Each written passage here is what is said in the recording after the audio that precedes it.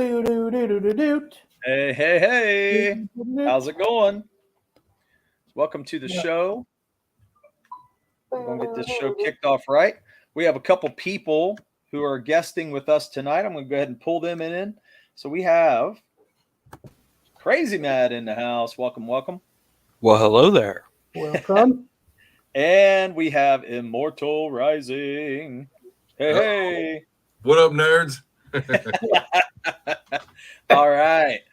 So tonight we're just going to have some fun. We're going to be talking about various things, I'm pretty sure. Several characters that we're kind of into and that we really appreciate. And power IPs, things that had a crazy amount of good characters. Right, Murph? Isn't that what you wanted to talk about? Yeah, I thought it's interesting that there's certain IPs that are just masters at making characters. Okay. Yeah. We've And I thought that would be about interesting character creation. to go into and maybe even talk about who's Heck the yeah. best at it. And so, Good. Okay. Cool. Well, we've got Mo Biggs in the house. What up, Mo? Or as I Yeah. call Mo the Legend Biggs. Mo the Legend Biggs. Mhm. We got good stuff. Hail, hail, hail. Hail. Who else? Okay, that's it for now. But hey, I'm sure people will come on board. So usually grows as we go. Good stuff. So that's what all she right. said. That's what she said. Hey. I need a ba-dum. Yeah. I need that somewhere. Oh, look at this. Oh. Hail, Murph and Dirkin, Dirk and Murphin. Nice. That makes me got to play it. It's funny, we were just all talking. Murph and Dirk and Dirk and Murph and Murph and Dirk and Dirk. Dirkin. I love that. I still love that thing. So, all right. So, Murph, you got anything else you want to talk about before we get into all this? I mean, we were all just talking about music. We were actually having good conversations about live music. The only thing I'd like to say is it is interesting how much live music, for the most part, like there's some bands that are terrible live, but for the most part, it's so much, for me, I think, it sounds so much better. And to me, I've never heard like even a live album sound as good, on a CD or whatever than live. And why can't they capture that? Like, why can't that? Do you know what I mean? Like, why can't you get that sound? Well, it's weird because, wait, why can't you get the studio sound live? Just like what you hear when you're at a live concert, they can't record it. Like even live albums, to me, they don't sound like they do when you're actually at a live.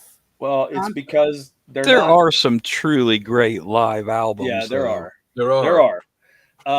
That's why Peter Frampton's, Peter Frampton Comes Alive. That's one of the most famous live albums of all time, right? But if you were actually there live, don't you think it would still sound better than what you're getting? Yeah, of course. I mean, you're not getting the ambiance. I'm not saying. I'm just saying that it's weird. It's weird that I don't mean to sound like a jerk, but it's like it's just a recording of the magic. You can't feel the power rolling off of that stage. Yeah, I mean, that's kind of a big part of it. Plus, when you're there's other senses involved, like the thumping of the speakers and the visuals on stage, and I mean, the truth of it is they're usually taking a board mix, which is just straight through, whatever they're getting into the microphone. Yeah. And then they're kind of trying to recreate what's going on. But then they try to get open mics of the venue and they try to mix it back in. Yeah. And it's just really not going to get the same thing. So do you think one day they'll be able to do it technology-wise, or you think it's just an experience you can't get unless you're physically there? I mean, microphones are pretty advanced. They have microphones that are so advanced that you could touch the tip of your tongue onto the roof of your mouth and it will pick it up. Think of how soft that is. I hate Mo Biggs. You see what he just said? Yeah. But did you hear? You know what I mean? A Yeah, microphone yeah, would be you're that saying. sensitive. I mean, that's crazy. So they should be able to get pretty close. I'm just saying, for me, like you can't even compare the sound. Like when you're there live, it's so much better. But yeah, I love it, hey, Mo, Grand because that's Canyon. exactly what I have to put up with every week with him. So is that Eddie you got going on? That's your Eddie drawing, right? Yeah, this is Eddie. So I've been, I went and saw Maiden, not the past Friday, but the Friday before that. So about a week and a half ago. And they came to Columbus, Ohio. And they're one of my first favorite bands, when I was in middle school in 88. I went to see my You're first aging concert. yourself. Be careful. Yeah. I am. I don't care, man. I really don't care because this is a great memory. I Yeah. went with my friend who is Rich, the lead singer of Ugly Tongue. He and I went to this concert, and guess who opened for him? Megadeth. Oh, that's cool. So Megadeth opened with them, and then it was Iron Maiden, and it was just a hell of a show. And so when they came back through this time, I was like, I may not get another chance to see them. Yeah. I'm going to have to see them one more time. So Hey, can you switch cameras? Put me on the bottom since I don't have a camera on. Side note, I got to see Megadeth in Fort Wayne with Static X when they had their original lead singer. Wow, ooh, that's pretty cool. That'd be a good one. Yeah. That's pretty cool. Now, Static X, didn't he have like the long beard and the weird hair? Yeah. Yeah, the hair that stood straight up like 2 feet. I saw I always like that. I really love their show because in between you had Static X, I think it was Black Label Society. And anyways, and in between the different acts, they had like circus people come out and they do performances and stuff. And during his show or during Static X's show, they had a chick with the black electrical tape X'd on her nipples. She's just sitting there go dancing. It was excellent. It was a really good show. Mudvayne. I think that's fantastic. Yeah. Oh, I've got to see Mudvayne. They were great. It was like eating fire and swallowing the swords and all that. It was pretty cool. That's fun, man. I mean, that's the thing I was telling them before the show was that, Bruce Dickinson still has it. He was singing all the high notes, and he just went through throat cancer, just like Dave Mustaine did with Megadeth. And so that's another reason I wanted to see him was because they're going through that hell. And I'm like, yeah, you might never see him again. Yeah. And so he did all the high notes, which was fantastic.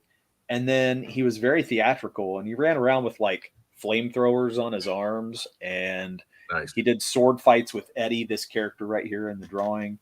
This, like, I think it was like probably a 10-foot Eddie came out on the stage, and he sword fought, and it was a great show. It was just a great fun show. So if you guys have a chance to go see Maiden, do it. Where'd they play in Columbus? What's that? Where'd they play in Columbus? Nationwide Arena, where the Blue Jackets play. Let me ask you guys something. Is there any band that you have not seen yet that you would just drop everything to go see? Ooh, wow. I'm sure there is. I can't think of one directly off. But I haven't seen. Boy, that's a tough one. If it was convenient, I would go see Maiden. I haven't seen them yet. Usually they're like too far away, or it's like they're too far away. And I don't have the time and all that stuff. So it's hard to catch them for me. Yeah, they were starting to do venues at like 2 hours away from me, and I was like, well, I'll do that sometimes, but not for everybody. I know. Rage Against the Machine. Oh, I don't know. They changed their name to Rage for the Machine. I feel like they're sellouts right now, and I don't. I would like to have seen them back in the day, though. That would have been fun. I mean, it's still the same songs. I mean, if Soundgarden was around, I would do that for them, or Alice in Chains. I would love to see Soundgarden for those guys. Yeah, he died the night before he was going to play at Rock on the Range that I was going to. So I mean, like you say, you never know; they can die. Like, see people when you can.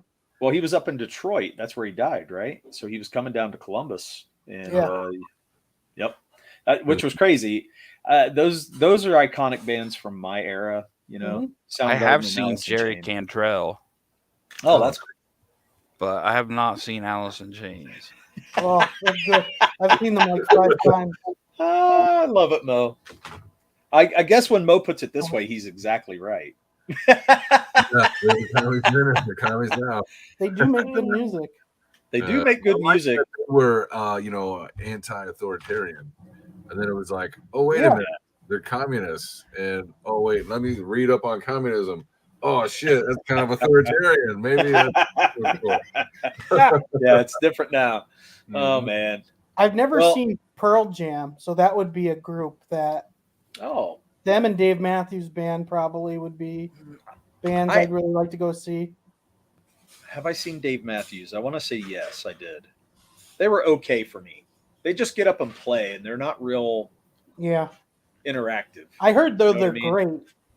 They sound good, but I don't know. Dave Matthews they didn't do it for me. Band that dumped their bus waste to the in Chicago. They did what?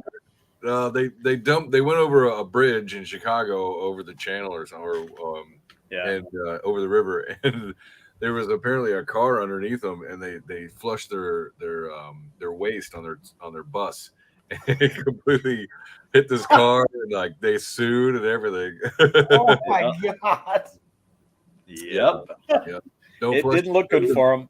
Don't do especially that. Giant city, dude. What do you think? Yeah, well, especially since they're like environmentalists and all this bullshit. Yeah. And here they are flushing their shit all over the road. The bus driver's not. Yeah, they don't vet their bus driver, right? Oh, too funny. Okay, so we got to get to the question of the week. So let's do that. Crazy Mad, even though he's in the panel, he still gave us the question of the week, which is fantastic. If you had to learn a fictional language, which would it be? Well, how many are there? I mean, there's Elven, and then there's Star Trek. They have Klingon. Whatchamacallit? No. Klingon, right? Is that it? What other languages are there? Star Wars has a bunch of different languages. Are you kidding me? I mean, Star Trek has a million. Yeah, Star Wars. What about Game of Thrones? Like the Dothraki, right? Oh, you're right. Game of Thrones does have them. I'd say almost any fictional thing has its own language. Like you can come up with it for tons of characters. Tolkien has tons of languages. I mean, his whole story was based on it. Yeah, you're right. There's more than just Elvis for Tolkien. Right. Hey, Raiden Radio's in house. What's up, Raiden? There's like 3 forms of Elvish that he came up with. Ooh, look at this. I mean, that's his thing. So if you watch the 100, the language the Grounders speak in the 100. That's what she picks? That's what she said. She said, yeah, see, I mean, all kinds of IPs have languages. I've never watched that 100, but I've had people tell me it's a pretty good show. It starts off, I think the first couple seasons are pretty good. It gets a little weird for me later on, but that's just my personal opinion. I say check it out, see if you like it, though. Popik said Latin. I would want to speak Elvish, something from Tolkien. I'm not familiar. Yeah, I think that's what I think. Go with too. Just to drop those panties. Oh. Yeah. Go to a convention speaking that stuff. Yeah. Angela Marie, thank you for coming on. And she says the same thing. It got weird for her too around season 4. Not to skip over what you just said, but you know how Luke could always talk to R2D2? Droids. Yeah. Yeah. I think that's freaking cool. That is pretty cool. So that would be a cool language. Chewbacca. Like how the heck? Yeah, Chewbacca. That would be awesome. Oh, what about I am totally Groot? love to be fluent in Wookiee. Yeah, I agree. I would rip arms off and shit. That's what I would do. I'd be like, rip his damn arm off. Get his ass. But not like it was in Solo. Yeah. Yeah, no, not like that. Latin is a psyop. You wonder if Notice your they dog don't speak would Latin in understand Latvia or anywhere in Latin America. Yeah, Rome didn't really exist, so just swallow that one. I think I am Groot would be interesting. Groot. It's easy to learn. Is it though? You'd be able to understand it now, right? Oh man, It depends on the inflections he uses, I guess, but I think it would be very nuanced. Only the raccoon understands. No, Thor knew how to speak it. Oh, there we go. Oh, you're right. All He the did. Guardians know what he says too. Well, they kind of get to know. Yeah, they get what to. doing. Not the first one. Yeah, it's just Rocket, but yeah, then other. What do they have there? Like Guardians 3? Is that right? Yeah. Yeah. They're coming out with. Yeah, I think that'll be the next. Yeah, one. like 10 years later, right, man? I liked the first two, but like. Yeah. I love the Guardians. I think they're great. It's I think they're fun movies. They're making it hard to look forward to the third one. Yeah. Yeah. I agree with you. All the Disney Plus stuff. Say what? Because of the Disney Plus stuff, or I mean, She-Hulk. I stopped watching it. That's Yeah. the first Marvel thing I've actually. I didn't watched all the way see through. Thor: Love and Thunder, so I don't know. I didn't like Thor the first time I watched it. The second time I watched it, I liked it better, but it definitely has its issues. Yeah. I'm the same with Murph. I struggle with some things from Thor. She-Hulk, I struggled the whole way through, but the only reason I watched it was to pick up on any side stories that they were going to introduce. So they introduced Daredevil. And they're going to do something with the Hulk too, right? Yeah, so there was little things with the Hulk, and I'm kind of hanging on to that. I'm not a totally I'm not a hater of MCU. I'm not. Though that whatever they do with Daredevil is not going to be as good as what Netflix did. I mean, it's tough though. I'm scared of it. If they tried to, it's tough because Netflix fucking nailed him. Like, because I didn't hate the show. I appreciated that it was light, and we got to see like more of the world of the MCU instead of just like one focused on hero story and all that stuff. So that was kind of cool. But obviously, the writing wasn't super strong, but I don't think it was supposed to be. And they made fun of it at the finale. So, but I think probably my biggest disappointment in it was Scar. I was like, what a way to introduce Scar. That didn't make any sense. I'm not super familiar with that storyline, but I have watched, some YouTube videos on it and stuff like that. And so I get the idea of the character. And I was like, he's got that terrible haircut, first of all. Yeah, this is Scar. He looks. I'm Scar. Oh, man. I mean, that's pretty much what it is. They put his hair lying clear back here, and he doesn't have the wild look to him that the real Scar has. He didn't look like testosterone hit him. Like he was exactly, and not really grown yet. Yeah, no balls. He looked like a kid who was in trouble. Like his dad brought him there because he was getting a smack on his ass. Like, that's terrible. Like, why wouldn't you hint at him and then introduce him in like a Hulk movie or something? That's what you do. Listen to this. She-Hulk was so bad that Murph considered it his new biggest disappointment in life, dethroning the time he listened to his cell phone recording after coming home from the Justin Bieber concert. This isn't the same. He's so much better in person. Where's the magic? Yeah, I love it. He's so much better in person. Yeah, just the sound and the moves. The rhythm he's got in his legs. Oh, you got probably not so much right now, but maybe back in the day. I think now he's having. Does he still do music, or is he done? Did he retire? No, he does music. Oh, okay. I personally thought he was better when he was a little kid. He had a guy that was helping him produce, and he was better as a kid. That's for sure. Yeah, my oldest daughter was crazy. Had a poster of him on her wall. I heard all of his songs for like, the first 2 or 3 albums. Sure. Sure. Yeah. I mean, I don't remember them all, but if you played them, I'd be like, I know that song. Yeah, right. I mean, yeah, my wife listened to some of it, so I knew some of it because of that. So I was like, man. But when you listen to the difference, it's like, oh, it's a little different. He was better as a kid, that's for sure. Nice. Finally, not something I've said that's in that area. I gotta blame Casey. She was the one that introduced me to him, and I'm like, oh shit. So every car ride was Bieber. Oh God. Oh. But I'll tell you, he can sing better than say Dokken. Although I do appreciate Dokken. You get a little bit more range. You never heard of Dokken? No, who's Dokken? Oh my gosh, Murph. Wait. He was a big metal band back in the day. No, seriously, 80s. Would I know any of their songs?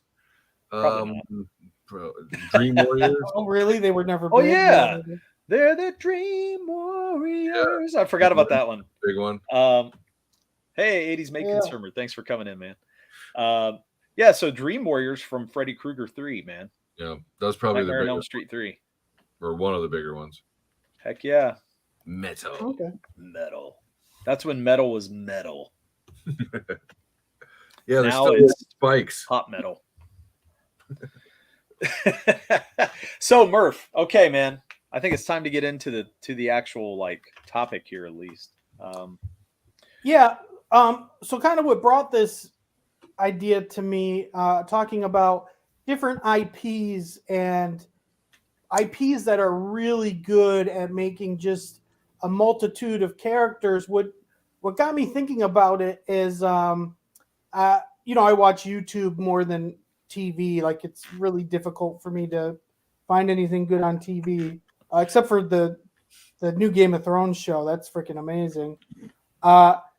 There's a new Street Fighter game coming out, and I guess someone leaked the whole roster, so it was like a big thing, and they showed a picture, and looking at the picture, I was like, wow, I never realized how many characters are from different countries, because they had like their flag against each character.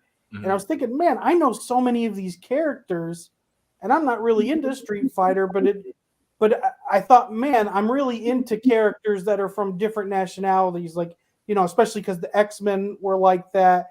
And it's so interesting. I was thinking, like, these things 20, 30 years ago had this, and they talk about how us fans or nerds or whatever we're called aren't into diversity, but some of the best IPs have the diversity, like X-Men, G.I. Joe, Street Fighter, Mortal Kombat. Half of them are like Asian in Mortal Kombat. So I just thought that was interesting, and something that to talk about is like, who's kind of really good at making IPs. Yeah. I mean, when you think about IPs, the biggest IPs do have a diversity in their roster, I guess you could call it. If you look at Star Wars, there's they have a Wookiee, they have a droid, they have a female, they have a couple men that are different. You know what I'm saying? That they all vary. Even Lando Calrissian was different from Han Solo. I think not that's just in look. I think it's kind of cool that the droids are like looked down as like a slave, a slave. Being. Everybody hates them. I don't want to call them a race, but I suppose you could call them a race, right? The droids. So that's kind of cool. I appreciate that, because you don't really see any actual aliens as slaves, really, that I can think of in Star Wars. Can you think of any times where they acknowledge like slavery? Slavery is like universal in America. Jabba has slave dancers. Yeah, right? Jabba had Leia as a slave. Oh, it's slave girls. Yeah. Yeah, unabashedly, man. And Wookiees have been slaves for a long time. Boy, how do they enslave Wookiees though? Like, I mean, with food. When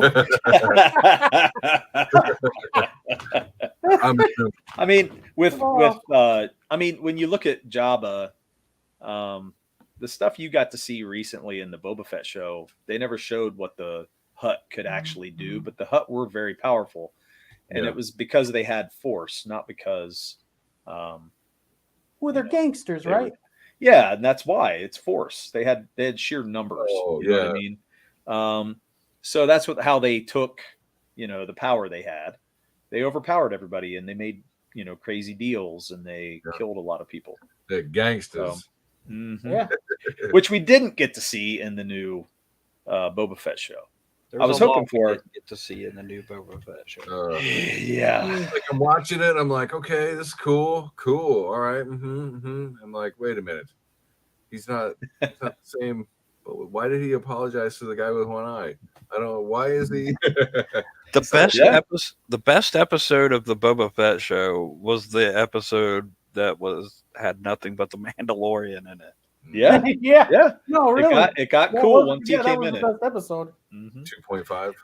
Yes, it was so stupid. I hate it. It was cool though. That talking about characters, that one guy was really cool. The blue kind of Lone Ranger guy. Cad Bane. His voice, his voice. He Wait a looked minute. awesome. You've never seen Clone Wars? No, I've never seen it. Uh-oh. Yeah. But he was Yeah, really Murph's cool. not that big of a Star Wars fan. Oh, well. I mean, everybody has some problems. No. I got problems. Right. No, so but Mo says Cad Bane is really cool. Like, he's cool in the cartoons as well. So they wasted him though. In live action, and I thought they did a really good job. I thought they did a really good job on it too. Probably could have it's the same voice actor. Darker blue, but otherwise he was great. Shit. Oh, he looked great, and the sad thing is they wasted him though, and I thought we were going to have this awesome badass fight. And it just never a recurring character, but they were going to do that in an episode that never aired and they never finished, where somebody like Boba Fett or something shoots him, and so should have named this episode Caravan of Crap. And so then they recreated it for the show. I was like, I don't know, it's not necessary. I mean, I don't want to keep going just off on Star Wars because I feel like the IPs that you mentioned, Murph, you were talking about G.I. Joe and they had a bunch. Yeah, dude, I've been watching.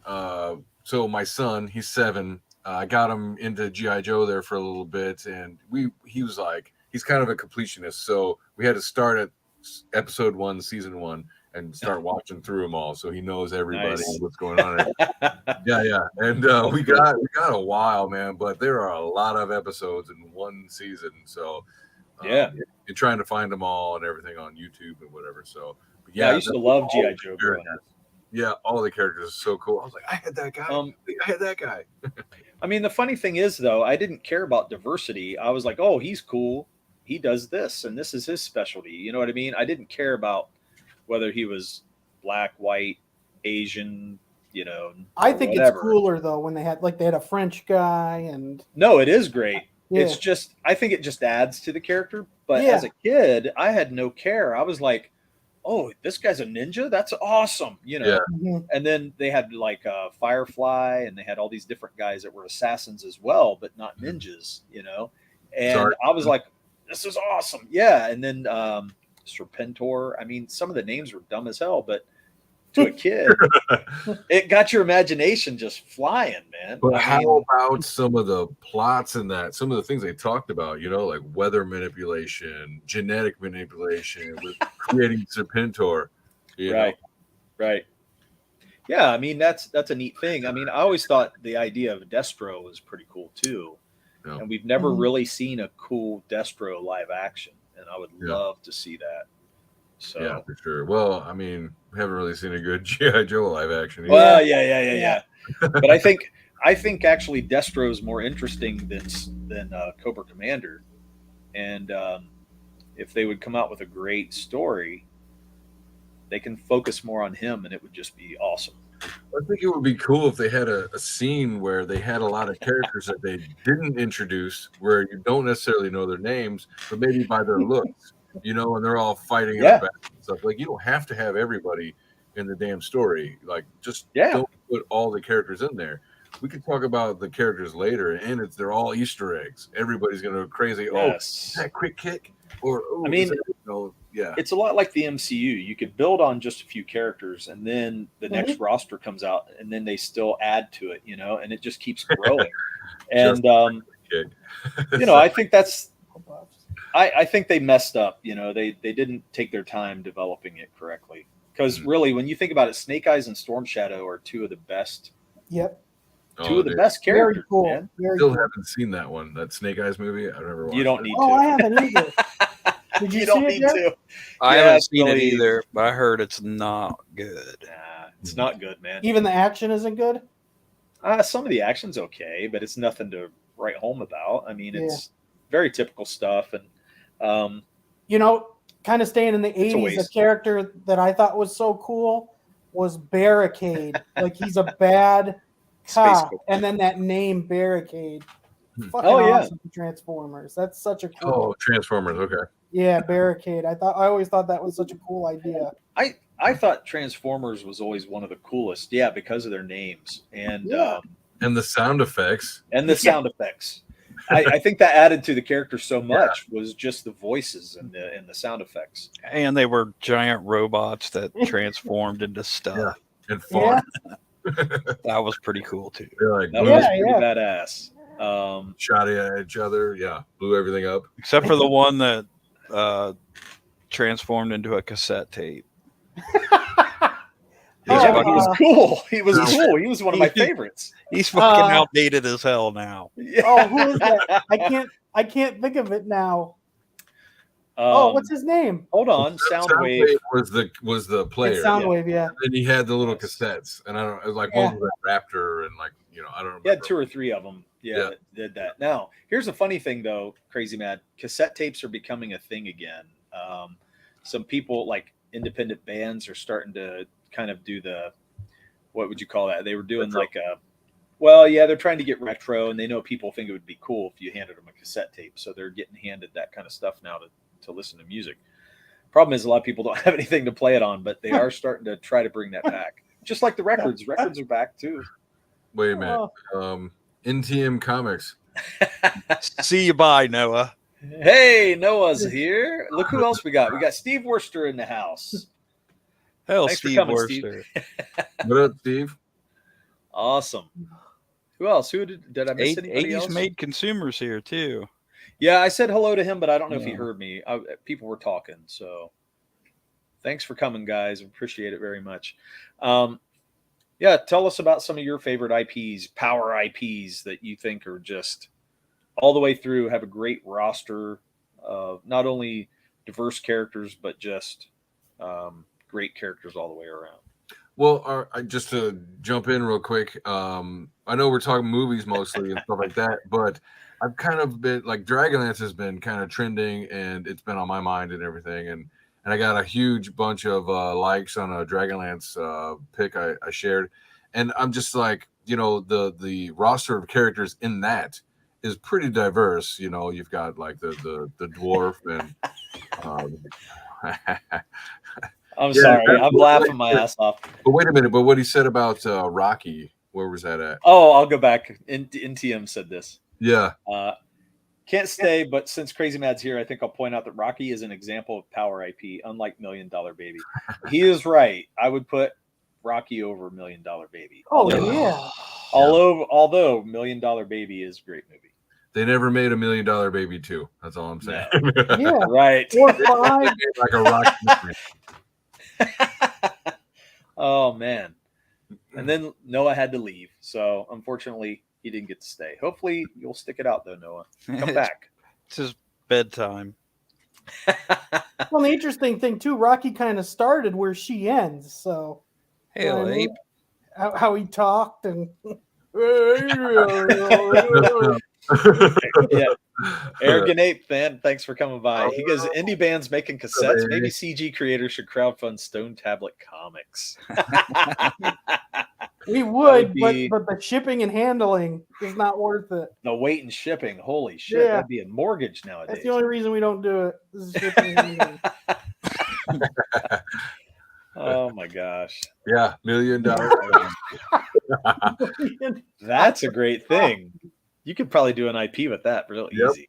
That Training is two genres mixing together that we've never seen before. How I Trained My Zombie. $1 Million Zombie. It's called Walking Dead, but it's billions. They made so much money. Yeah, but this would be different, Murph. This is you training your zombie. You would have to train it. Okay, I like that. Mo, what do you have? Like 6 IPs now? He really does, doesn't he? He really does have a lot. He has like Chook on here. What else?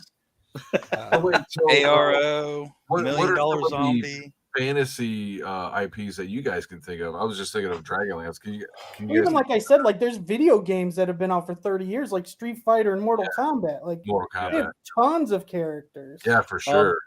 I know Mortal Kombat better than Street Fighter. Yeah, I do too. I'm an MK guy. But there are some serious Street Fighter people out there. Don't get me wrong. Oh yeah, especially from the arcades. That was a huge thing. But I think Mortal Kombat, because the movie, I think that's why it's more popular, because it was actually a decent. Well, and all of us that were kids, we loved the idea of killing people and seeing all of those fatalities. Yeah, when that came out, remember in the arcade, it was blood and the digital characters. Oh yeah, they didn't have digital characters like that back then. Yep. Where it was pictures and they just like streamed them together or whatever. And that was great. And I miss those days. He's ripping people's spine out. Come on, dude. Like some Get over here. I mean, those voices from that first game is still back. You know what I mean? They still kept a hold of that. Toasty. Yeah, Toasty. You know what? I didn't realize for the longest time. I thought the guy came out and said "whoopsie." I didn't know it was Toasty, and I was always like, "What? Why does he come out and say that?" Yeah, so did I. I'm with you. You're not alone. That's funny. So Arrogant Ape says, fair point, Mo. I just want to see Murph and Dirk take on cave paintings as a hobby. That'd be great. We ought to. Look at Mo Biggs. Yeah. Here he is flexing. ARO, Bare Knuckle Neanderthal, the Nuclear Coeds, Baby Seal, Navy Seal, Chook. See? This is great. Baby. You know what? Baby Seal, Navy Seal. That sounds like that could actually work. Like end up. I know. Netflix. That Power IPs, Mo. Yeah. Power IPs. He's got that flow. I feel like you could go to Netflix with that for like a kid's show, and if it doesn't, then you can bring it for like an adult weird show. Like that's got a couple places it can go. Baby Seal, Navy Seal. It is actually kind of catchy to talk about. Yeah. Whenever you hear the name. Yeah. So we were talking about. You said fantasies. I was trying to think of. Well, to me, the best at it's the X-Men. I think the X-Men, their characters. There's not an X-Men I dislike, even if they're stupid. They're just so great, man. Like, fucking awesome characters. Yeah, I agree. Yeah, everybody on the team is pretty cool. Although they kind of go crazy with it. Like, when does it ever end? They have so many. Last time I checked, it was like I got lost. I'm like, I don't know who all these people are. Yeah, it's hard to keep. That was the whole purpose of the No More Mutants. Is they had too many mutants. Yeah, they wouldn't start making ridiculous versions of mutations. Yeah, so like let's bring it down to like 100. It's like, well, we're all weirdos and we live in a basement or whatever. It's like, okay, freak. But people who live under the stairs. I don't know, but yes, me love you X-Men as well. Yeah, the X-Men for me. Be careful. The stories got so convoluted after a while. Was my problem. That's why I got lost. It wasn't because of too many characters. It was just the stories just seemed to go round and round all the time, and I got a little sick of it. And I think, they changed a lot in the 90s after Claremont. Oh, what's it? Well, Claremont, but yeah, they went with it's whenever Joe Mad started taking it over. Yeah. Age of Apocalypse. And a lot of people love that though. But Onslaught, that's what I'm talking about. Whenever Onslaught comes after, I'm like, damn, man, the X-Men just kind of lost it at that point. Yeah, it's around the time I dropped off of them. That's like late 90s, early 2000s, right? Tons of people. Yeah. It affected everything. It affected the Avengers, Fantastic Four. They really got hit from that. That's probably Marvel's worst thing ever. Yeah, it sucks. Hey, Mo says, you guys never did make the Chook stream edit. The theme song was almost lost to time, and then he does it. Chook was an egg, fall from tree, hurt his brain. Now there's 3. Oh, yeah. I got to get back in there and do it, Mo. It's on my list of many things to do. I'm sorry, but it is. Chook. I killed the momentum of this conversation. Sorry about that. It was interesting when I was thinking about it, like the Street Fighter, Mortal Kombat, Transformers, X-Men. Like, look at Batman. Like, Batman's got some great characters as well. Yeah. I mean, the villains. The big rogues gallery. Yeah. And Spider-Man does as well. Well, he's probably got the biggest villain of all time. I mean, the Joker. Yeah.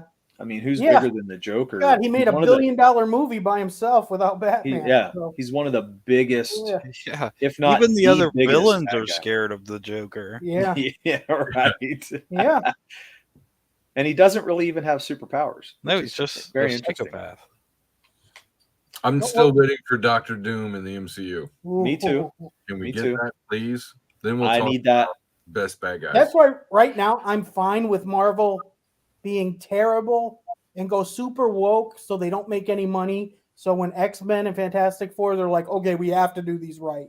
We can't put any other messaging in it because we're losing money. Dude, there's been a lot of stabs at the Fantastic Four, and none of them have been done right. Well, people say The Incredibles is the best Fantastic Four movie. It is. I agree. Yeah, Incredibles was the Fantastic Four movie we asked for. Yep. Steve Worcester says collecting and reading and keeping up with X books became expensive and burdensome, and Age of Apocalypse was a reboot of sorts that made it easy to stop collecting it. I totally agree. Yeah. Because I was collecting early in the 90s, and then me too. I stopped at that point. So that is for sure. It got convoluted. They made too many titles. Yeah. And Wolverine was in every damn thing. And it just got sickening at that point.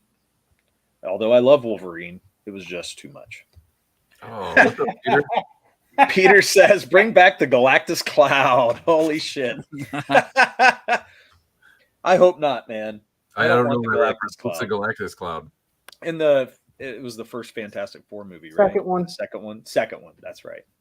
The Rise of the Silver Surfer. Yeah, that's right. Oh, that's right. That's right. Hey, they nailed Silver Surfer. Hey, though. Peter.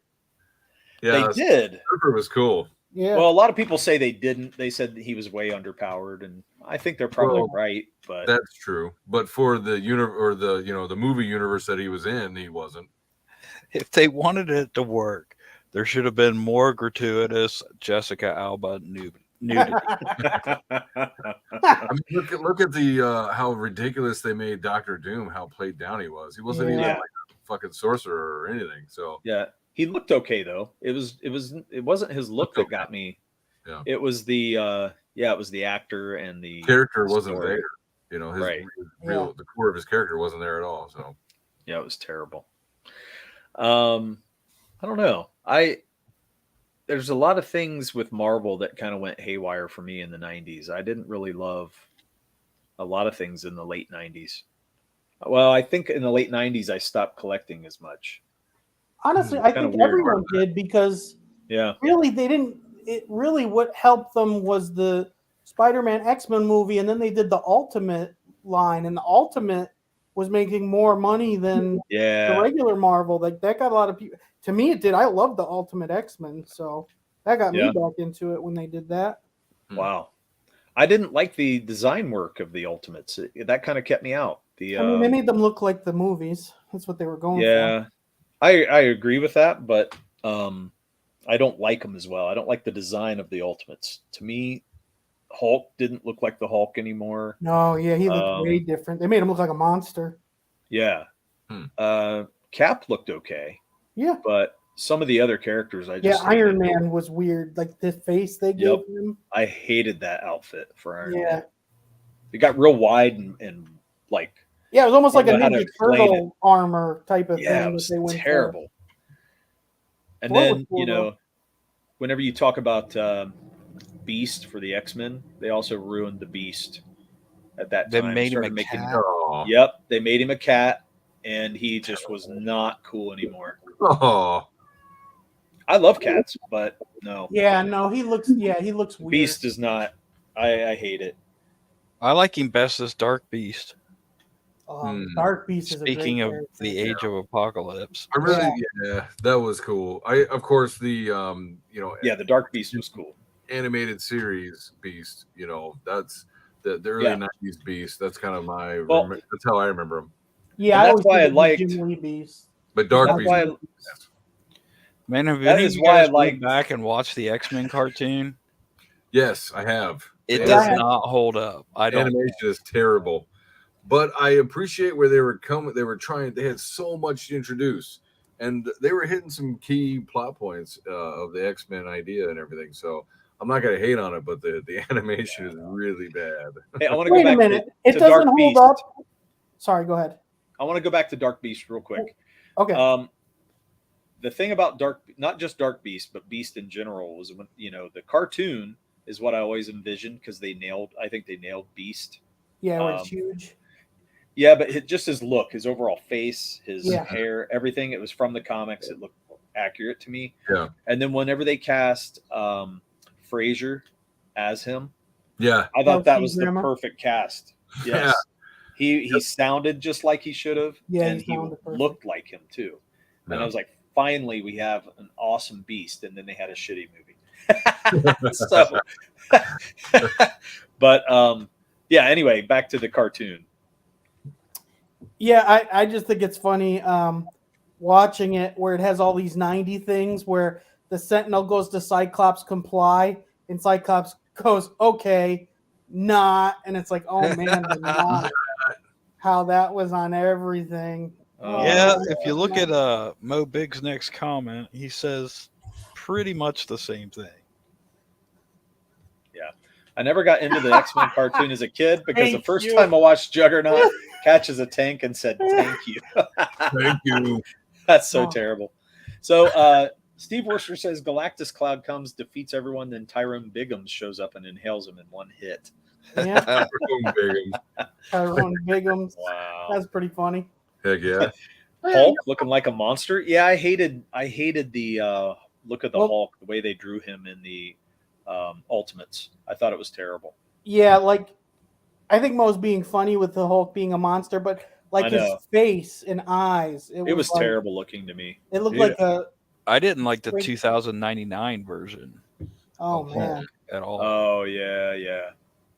Now that's not when he becomes. What's the name? Mephisto?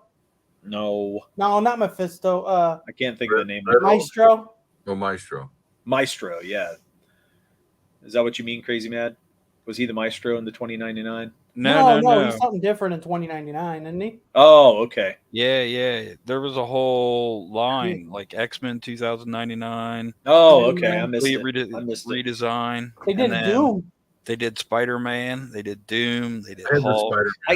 I think I quit. Well, I don't know if I quit at that time or if I just wasn't reading the 2099. No, I've never read them, but the Spider-Man's really the only one that's kind of.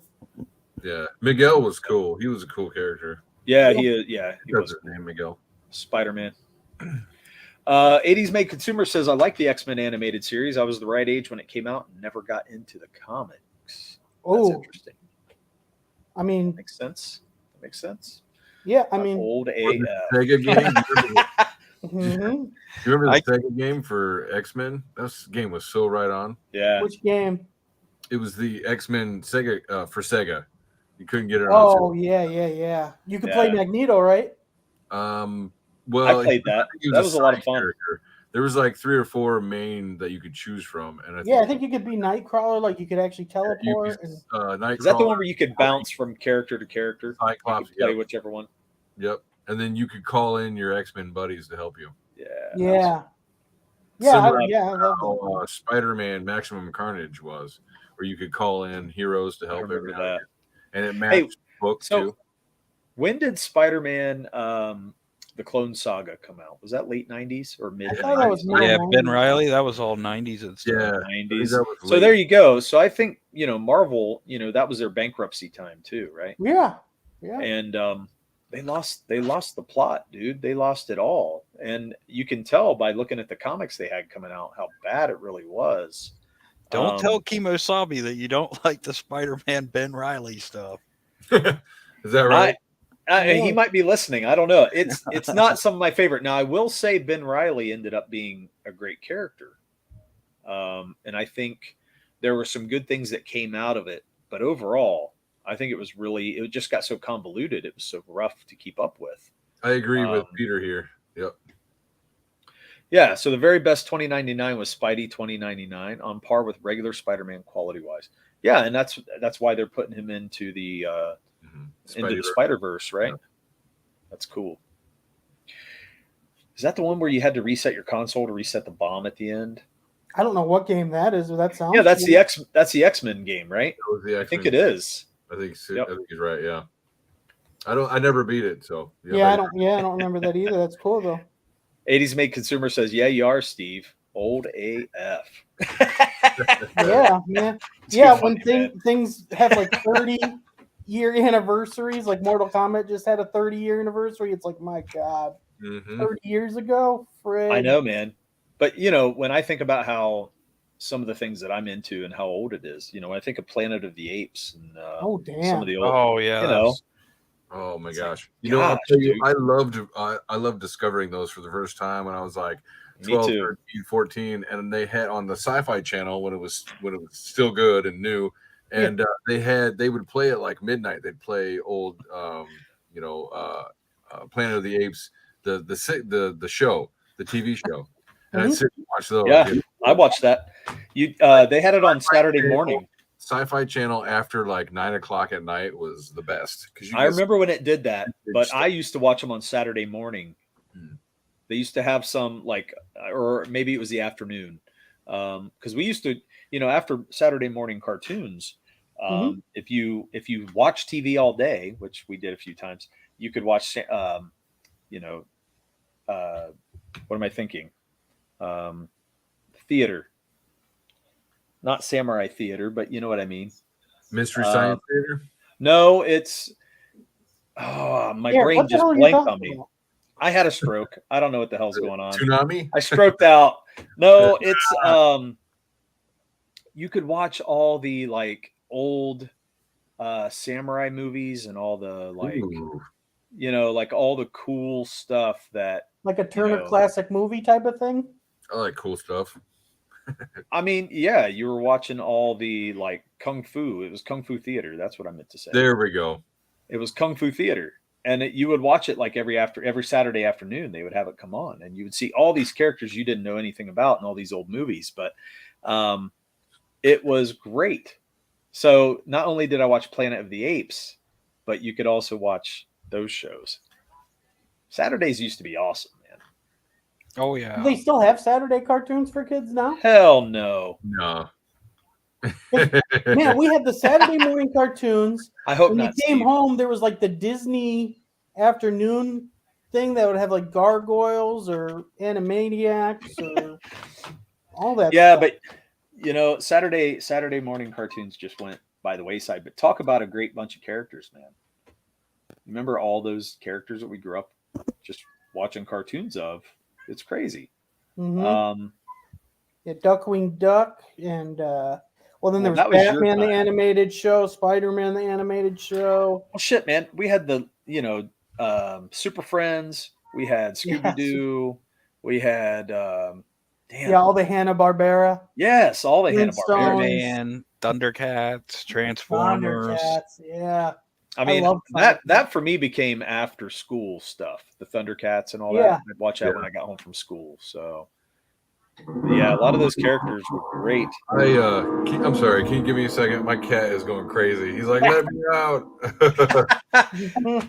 Was it just walking on your piano? Yes. Right. Oh, okay. That's a hell of an alarm to it must really have to go piss, man. That's awesome. I'd rather that than my cat. My cat just won't shut up. Yeah. They had one season of Planet of the Apes TV show. So, so that didn't come on after Saturday morning cartoons for me. It would be wrestling at best, but usually golf or some other trash. Yeah, I mean, wrestling was. I remember when they did that, but that was a switch later. So when I was younger, it was Kung Fu Theater, and I think even Sundays you could catch some of it too. But it was always fun if you really didn't have anything to do. It was cool to watch, but then they got rid of it. And then slowly but surely, we got rid of all of our nice cartoons. Palmiani saying they're making another sequel to the Apes movies? Oh. Where does he say that? Right there. The Apes movies were good, but nothing beats the original flick. Saw they're making yet another sequel. Wow. Yeah, they actually had a point to them. They had a philosophy that they were discussing. And that was what made them good. And then when people come back and they remake this stuff, they cut out the philosophy part. It's I don't know. The new ones were pretty good, though. Yeah. Did you see the new ones? I saw with Caesar and all that stuff. Uh-huh. I saw the first one with Franco. It was the first one. Yeah. With Franco. Okay, so if you guys look at the old original Planet of the Apes movies, right? They don't get to Caesar until like what, 3 or 4? I think you're right. Yeah. in the old ones, I don't Yeah. know. and then I don't know. they kind of do that story where he takes over. But the new movies start there, Yeah. and they retell that, which I think they do a better job, of course. But you know, I like the third movie that they just come out with. You know, what, a year or two ago? I thought it was awesome, and that's been about 2 to 3 years now. But I thought they've done a great job. So if they're doing more of that, I'll be there to watch it because I think it was very well done. Yeah. But if it goes back to when Tim Burton made it, no. That's the one with Mark Wahlberg. Yeah, those were terrible. They were Yeah. terrible. It ended on a good cliffhanger, though. Steve Worcester was trying to help me Masterpiece Theater. Trying to think I couldn't even think of Kung Fu. All I could think was samurai, and for some reason it wasn't coming to me. Because you're racist. Probably. But so, all right. Shape of an ice cream cone. just wanted to Is say- that Super Friends? Talking about the Sci-Fi Channel and like rare shows and whatever. I used to Mhm. get up at 5 o'clock in the morning as like a kid or whatever to see Robotech reruns on Sci-Fi Ooh, because that was the only yeah. and they played them in sequential order. So I'm like, man, I I gotta remember catch. that. Oh yeah, I watched as many as I possibly could because I that's never early. got into Robotech though, but I always heard it was great. Yeah, I was for some reason it just really grabbed my brain. It was too much for me to get into. I was like, I'm behind. I don't know anything, and I don't know where to pick up. That was the thing. I was like, wait a minute, they're playing them in order. Okay, Yeah. Multiverse of Monkeys. Yeah. That was cool, though, that it ended with Abraham Lincoln being an ape. Dude, I thought those were so stupid. I just hated them altogether. I really did. Why do you hate Marky Mark? I might have to I go like back and Marky Mark. rewatch the newer ones. I lost track. Yeah. Like I kind of lost interest. Watch so. the new ones. I think they're well done. Right on. Yeah, they're good. I saw them once, and that's why I didn't keep watching Super Friends. Robotech was a gateway drug for weebery. Yes. Here we go. I didn't know that. Yeah, the other ones are a little cooler. So yeah, I mean, I don't know, man. There were so many things that we grew up with, or at least I grew up with, that were great, powerful IPs, and I think the most powerful ones were the ones after school. So the Batman still holds up. The toy Batman brand, the animated series. Yeah, that one does hold up. they have like 20 characters to sell. You know, like G.I. Joe, Turtles. Turtles, yeah. So, Wow. but Turtles came like later. You know, for me, it started with Ghostbusters. Well, for me, it was Transformers, He-Man, G.I. Joe, Thundercats, and Mask. There was Silverhawks. There was just so many. Oh yeah, so many great cartoons that we could watch after school, and they What were about, all like, Knight awesome. Rider? Was Knight Rider? Were you able to get that or no? A-Team. Oh yeah, A-Team was great, yeah. but that was a TV show. That was different. My dad made us watch MASH at like 6 o'clock. That's awesome. Yeah, we watched MASH. yeah. Talk about something that wouldn't be allowed today. You know, I hated it when I was a little kid, but like I've rewatched it since, and it's like really good. It is very good. Yeah, it's a great show. Steve Worcester says the ones where the Legion of Doom fly around in the Darth Vader head, looking like spaceship. Those are the best ones. Dude. So he's talking about Super Friends, and I agree with you. And I Zardoz. wish they would do a movie based on this, because if they build the DC EU or whatever the hell they call it up, and you get all these different heroes, I would love to see them fight each other in one big Why does crazy battle. Why does Mo hate MASH? I've never heard anyone dislike MASH. Trash. He talked about a Darth Vader looking head, right? So they're flying around. Have you guys ever seen the movie Zardoz with Sean? I've heard of it. I've heard of it. There's one of those in there. It's so funny. But that's where he's like got a diaper on or whatever. Right? He's wearing like a mankini or something. Yeah. It's really weird. It's trippy and weird, and it's worth watching man. at least once because it's pretty funny. Yeah. Oh my gosh. I think the same guy that did Excalibur did Zardoz. Oh, okay. And I liked Excalibur. It was weird too, but I liked it. Yep. So go back to this MASH thing. So I am curious why Mo Biggs hates MASH. There are times where it's slow. I will give him that, but still, it was pretty witty for its time. Well made, great actors. I just want to know what he thinks. The Fleischer Superman cartoons rocked. Yes, I agree. Cool. 100. What are they? What's that? It's too old for you, Murph. Huh? You would hate it because it was old. Hey. Now they're in like the 30s and stuff, right? Yeah. They had a yeah, Mr. T cartoon. Yeah. And breakfast cereal. Heck I yeah, had man. the breakfast cereal. I ate it. And a comic book. It was basically Captain Crunch, but everything was shaped with T's. I remember that. Yeah. With a crack baby. MASH sucks. Hail Mo. Oh, look at that. Oh, shit. Man, I've never heard anyone not like MASH. That's crazy to me. I know it is. It is kind of weird, but I mean that's cool. I understand. You guys are allowed to. If you hated it when you were young and you just never went back to it.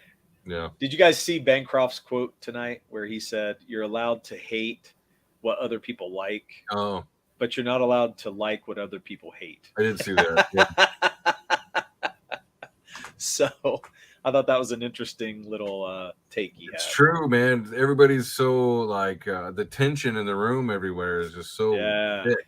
It's like you say one thing and you get daggers. Well, they don't agree with you, or it's not like the acceptable thing. Mm-hmm. Yeah, because I agree with his take on the Lord of the Rings show, the new Lord of the Rings show. I stopped watching it after like the 4th episode. Nothing happened. I didn't know what I was watching. I like it. I liked it. I don't think they're following lore. I don't think they're following lore. They're totally not following lore. But I think it's well made. But I totally agree with his take on Galadriel being more of a villain than she is a hero. Dude, I thought that was an interesting thing. I don't like it because it's not who she is, but I like the show. So if it was its own thing. I stopped before the episode where she's training people with swords, and it was either Nerdrotic. Somebody had her showing people the whole stick turn and whatever, and she goes, "You never come at an orc strongly." She said something like that, like "Don't come at with force." Right. And then they show Aragon coming with force on the leader. That he takes him and takes his head off. I couldn't stop laughing. I know. Like, that's all Aragon did was attack them with force. Like, but that's the thing. They don't keep with the lore of any of it. So, okay, real quick. Who's your favorite MASH character? I'm going to, for funnies, I'm going to say Klinger. I think that if they did a remake, he would be running the camp. Heck yeah, man. Okay, I've never heard anyone not like MASH, as if Murph has heard of much of anything. I'm sorry. He has Justin Bieber on his greatest musicians of all time list. Oh, that's so good. What did I do to Mo today? Like, really Mo is so weird for not liking MASH. Anyway, back to Rings of Power being amazeballs. I never said amazeballs, Mo. I just said I like it. Okay, see what I mean? You're not allowed to like what other people hate. No, it is weird. It's either like everything's either a 1 or 10 as well. Like either people hate something and it's non-watchable, or it's the greatest thing ever made. It's true. And if you like it, you're trash too. Well, this is what Steve Worcester says. If you don't like everything I like exactly how I like it, then F you. Exactly how I like it. That's even better. It's very true, though. What happens in the Ring of Power? Territorial. Seriously, the first 4 episodes, nothing happened. Like nothing. Yeah, it's a slow build, man. I felt like they did more towards Andor. I haven't gotten into Andor either. It's a story I'm not really interested in, but I keep hearing it's well done. I'm like, damn it. Yeah, it's I won't slow. Andor is slow and okay. It takes itself too seriously. Okay. But it's not bad. You know what's bad though? I'm going to get bored with shit, and I'm going to go watch Andor anyway, which is going to make me mad because I don't want to, but I'm going to do it, and I'm going to hate myself. So does the Ring of Powers? Do they ever have those rings made? Or no? Like, how does? Are you asking for spoilers, Murph? Yeah, I'm not telling you. You got to watch it. Well, it's not a spoiler since it's already aired. So Steve, it already aired. Is he a degenerate weirdo? As far as I understand, he was dressing up that way to get out of a war. Yeah, he was trying to get kicked out. Because he was like, but maybe. Like I said, nowadays they would make him full on. He would be totally trans. In general. So they would probably make him trans in the new one. Exactly. He wouldn't have a shot. So. But honestly, I don't know. I would say was it Trapper John and Hawkeye? I mean, obviously Hawkeye. He's one of my favorites. The Alan Alda character. Oh yeah, he was great. Mo says, "How did any of you get through the intro sequence of Rings of Power? It's so damn cringe."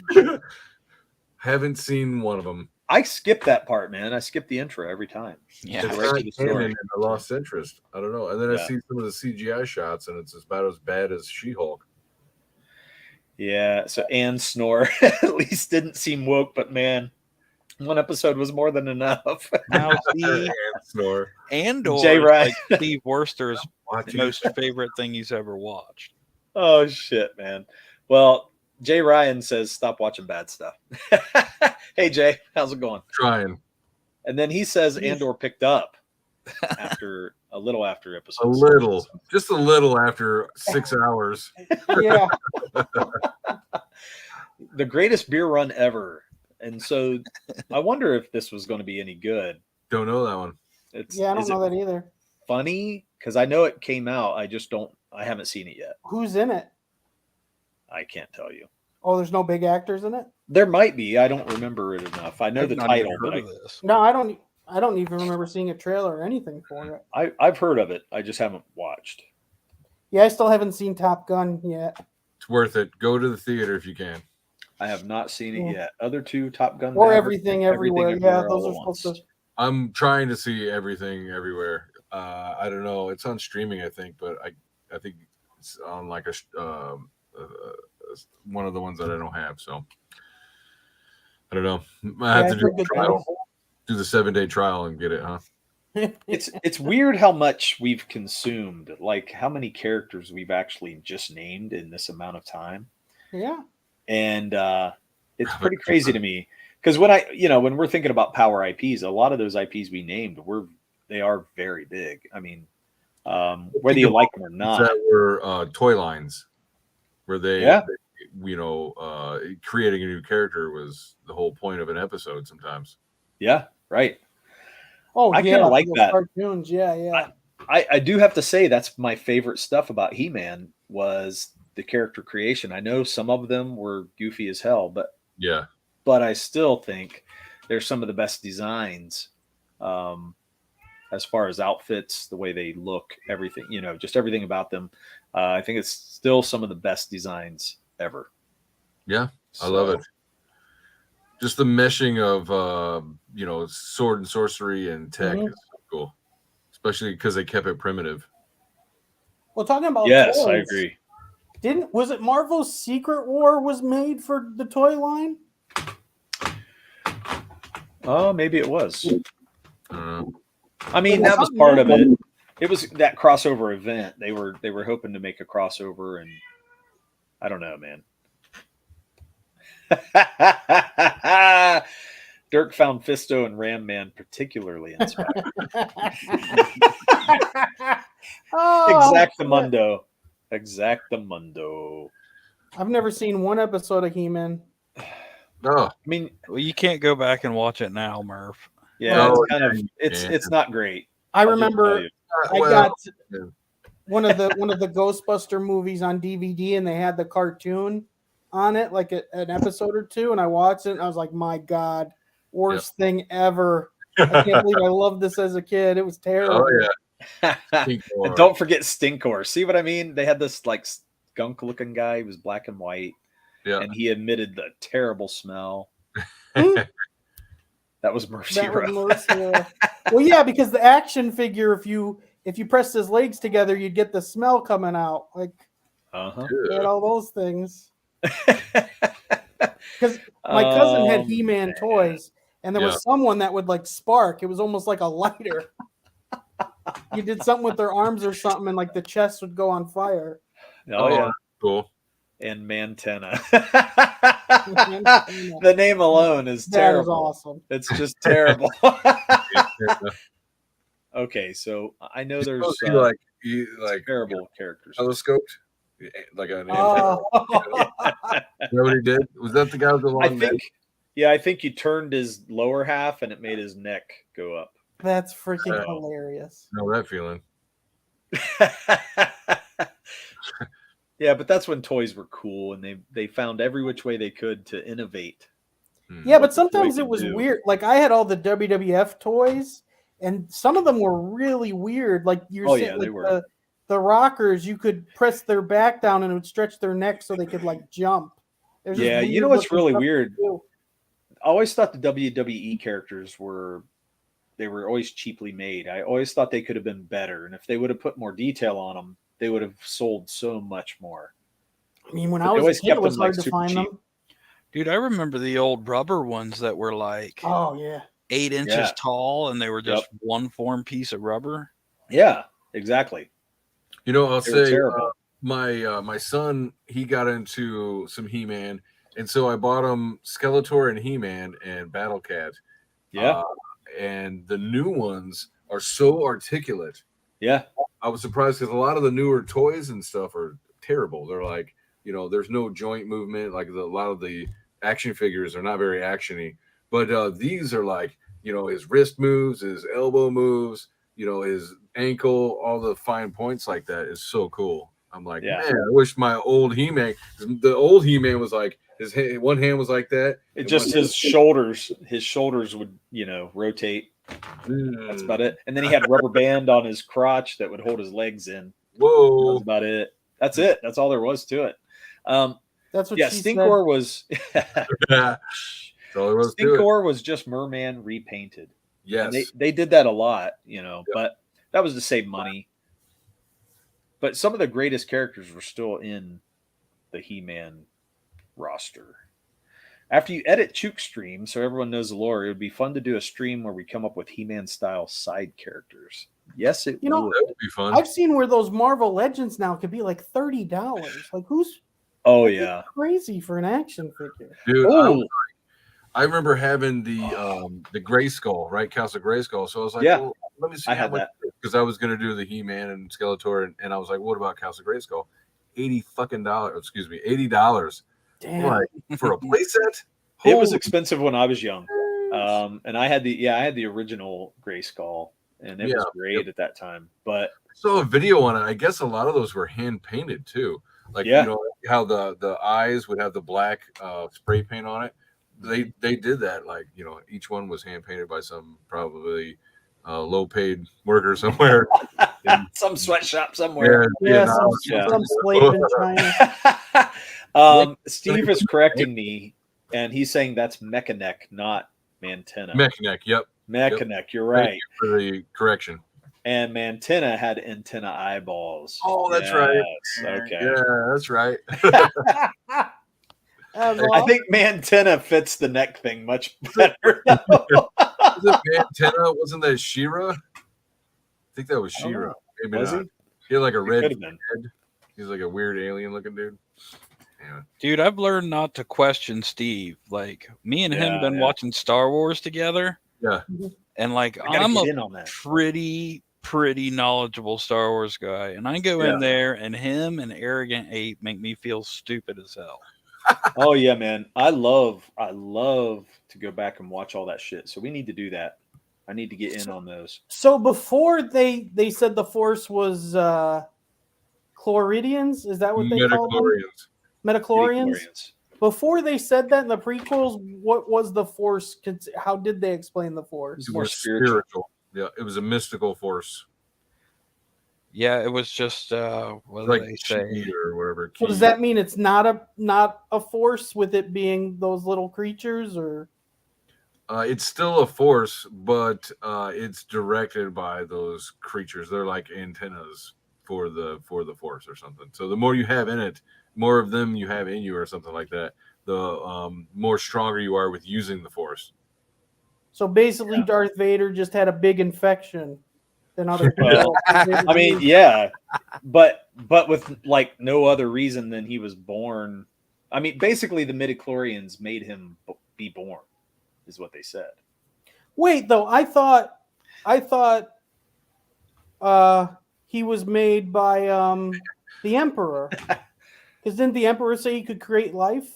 So didn't the Emperor put that's a lot of fan theory. That's not necessarily that's lore. all fan theory. Yeah, that's not necessarily lore.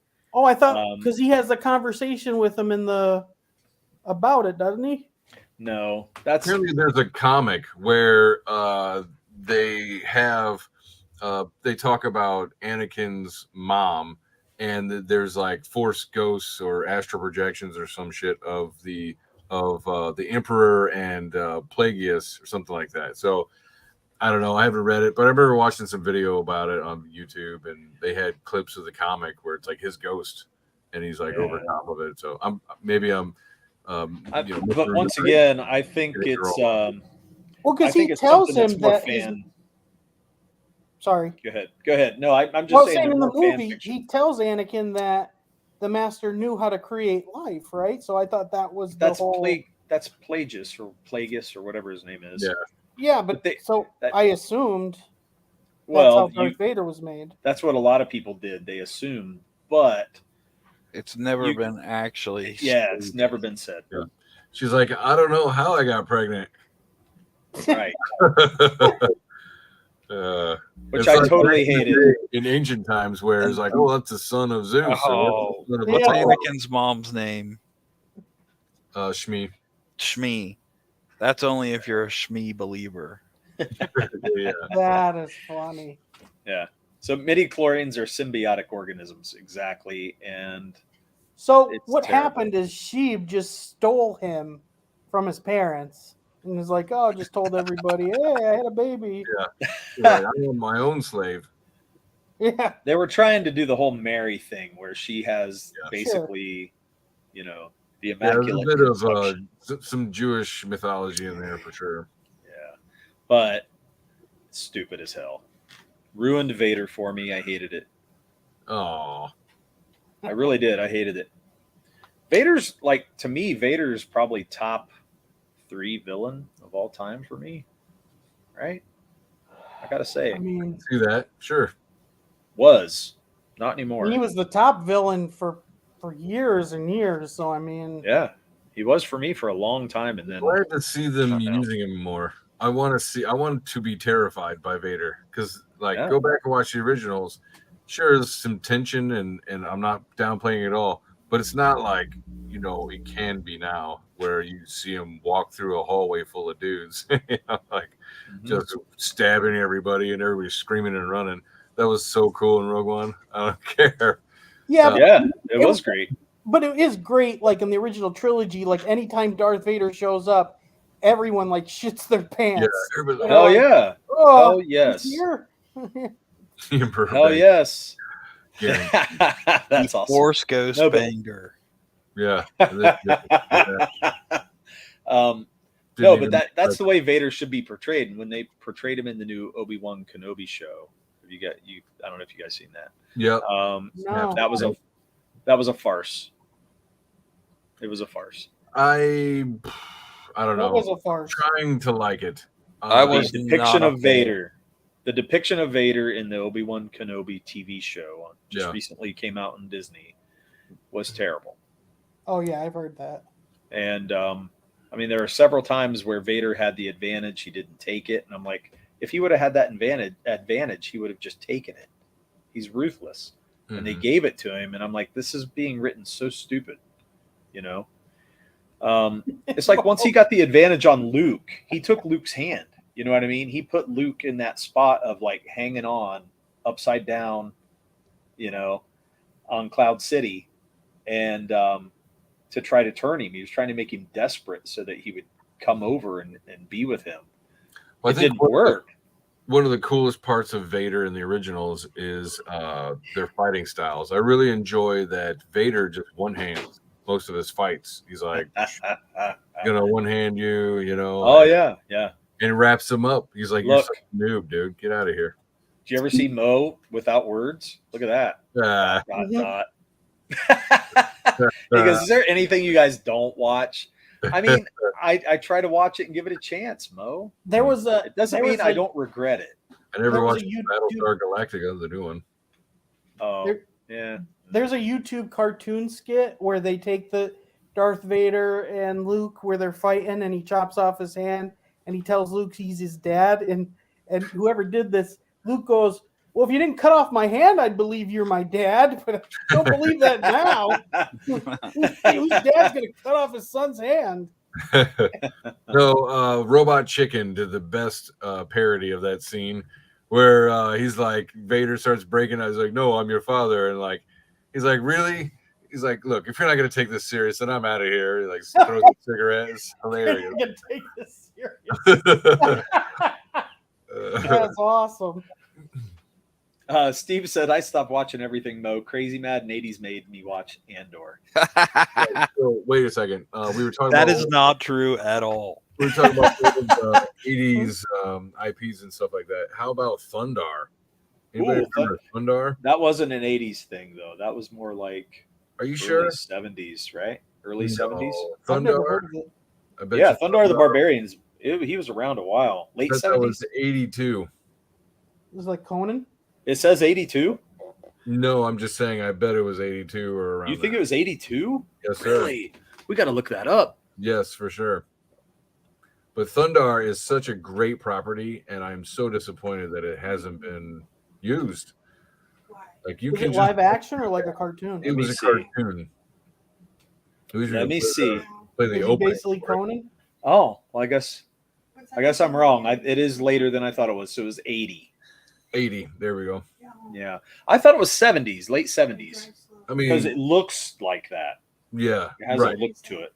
I mean, we're both pretty much right on. So between the both of us, but yeah, so it was this barbarian dude who with they called it a sun sword. It was kind of like a laser sword kind of deal, and it was like super far in the future, and it was like post-apocalyptic with tech and magic. Yeah. And they were kind of borrowing, right, from Conan and Star Wars, so they kind of mismatched. Oh, that's cool. That's why Ukla the Mach was like Chewbacca, right? You know, which I loved Ukla the Mach. I thought he was cool. Wizard chick, yeah, great property. I would love to see them do something with that. Yeah, it never got developed enough, and it needs to be. It needs to have some of the goofiness taken out of it and made more serious, and it would be a cool property. Yep. I want to know what's the last thing Mo's watched that he's enjoyed. Look at that. Are you excited by the prospect of Thundera the Fimbarian? Yeah. Can't wait. Steve says, don't give him ideas. Can't wait for the relaunch of that one. Yeah, man. I don't know. There's some things you got to leave alone, but yeah. I am curious, Mo. What have you not, or what do you watch actually that you like? Is there anything? Yeah, the last thing that he enjoyed, probably the last thing I really enjoyed was the new Spider-Man movie. I thought that was excellent with Toby being in it, and I really enjoyed that movie. That was great. I have no complaints about that one. Yep, that was a good one. Perfect. Now, Peter says, I always thought Kirby designed Thundar. You might be right, because Kirby did do some design that's pretty cool cartoons that they were pretty popular. I can't remember off the top of my head, but I remember watching something on Kirby, and I do remember that, and that might have been Thundar. Thundar was one of them. Okay. I don't want to see transgender Ukla. Okay, Mo, lots of stuff, but what? Yeah, come on. Like lots of stuff. Lots of different places. Sounds like it sounded like Highlander. Lots of different places. Lots. Highlander. Yes, thank you. You got the reference. You know, the Trans-American. Henry Cavill or whatever he said. Are they really? Yeah, he's supposed to be in it. I think he's going to be the good guy. I'm going to tell you what. I wish they would leave it the hell alone. and I'm going to tell you because I love it so much. I love the original. The movie doesn't hold up now because a lot of the effects are so out of date, but it was such a cool idea. And the best villain, one of the top villains for me, Kurgan. The Kurgan. It hurts. Yeah. Yes. And she goes, "Hi, I'm Candy." Yeah. Of course you are. Love it, man. Mm-hmm. I'm gonna have to get that little clip and put it in these videos. Of course you are. Because it's Mr. Krabs, man. It's Mm-hmm. Mr. Krabs. He is great. No, what you do is you take the audio from Highlander and you put it on Mr. Krabs. You put Highlander quotes in there. That would be fantastic. Hilarious. Mo says, I have time to watch good things because I don't waste so much time watching. Mo is definitely deflecting. Like, give us I think so too, man. It's because he can't remember the last thing that he really loved. He's rewatching Robotech. Are you a cold shell of a man now, Mo Biggs? Because you can't find any good thing that you loved anymore? I do agree. It is harder. It is getting now hard, but have you been still watching the Game of Thrones House of Dragon? I think it's been excellent, and this week's episode was great. Yeah, House of the Dragon was good.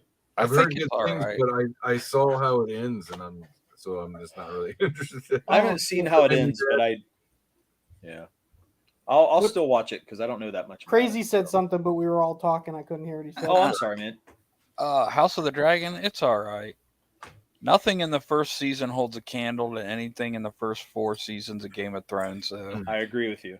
Oh, yeah. I will say this. I had a little revelation about Game of Thrones, which kind of changed my thought about the last season of Game of Thrones. I hate the last season.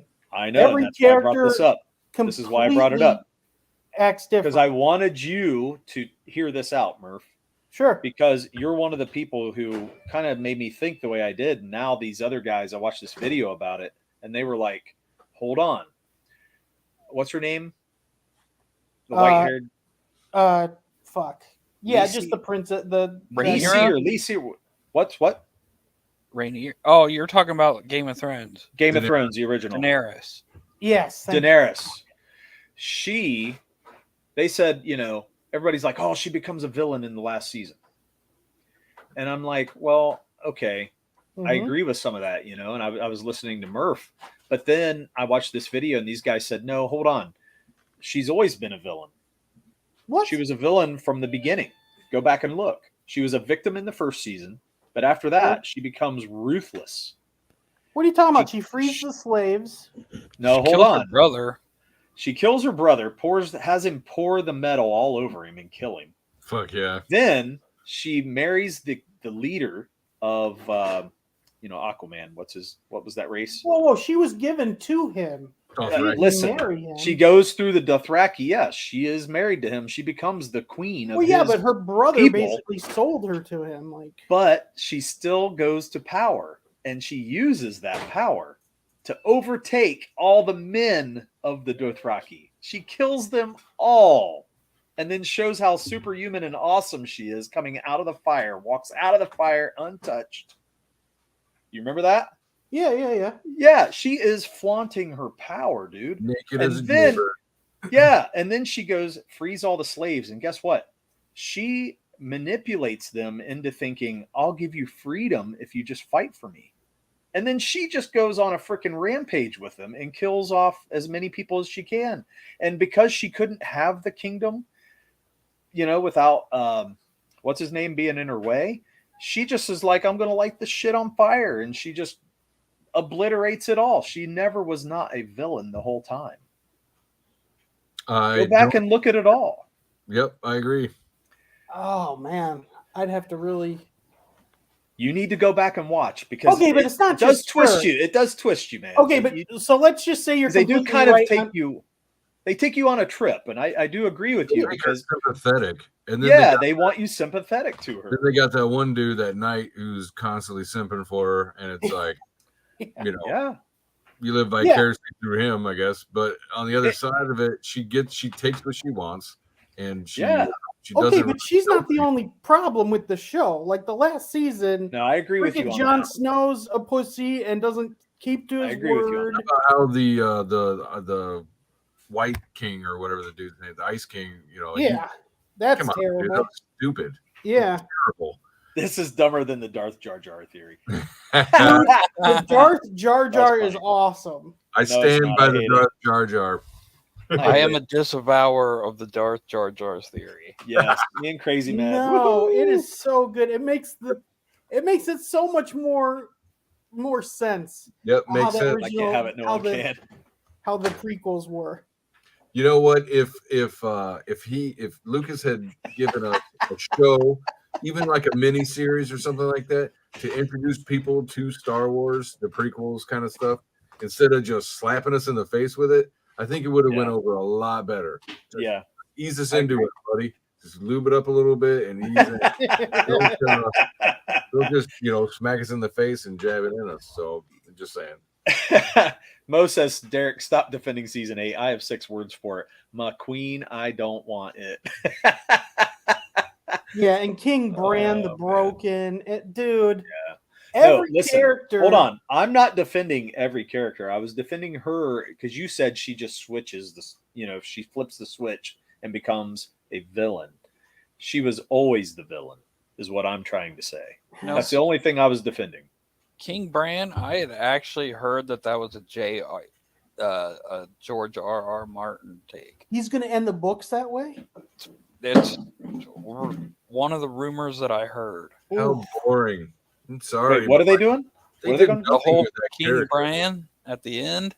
Okay. I heard that was actually like a George R.R. Martin thing. They didn't do anything with him. It's like, well, he's supernatural and he can see everything, so he should be king. It's like, I guess, but I didn't see his arc. He didn't do much, other than the hold the door shit. There wasn't much that came out of Bran that was memorable from the show. Well, I think there's something they could do in the future with him, but they just kind of left him as this invalid, Yeah, they didn't give him much. Yeah, so once he got through all that, it was like, okay, all the specialness kind of left him at that point. So, but they could do stuff with him if they made him more of a seer and more of a clairvoyant. They should just do another season. None of those actors are doing anything now.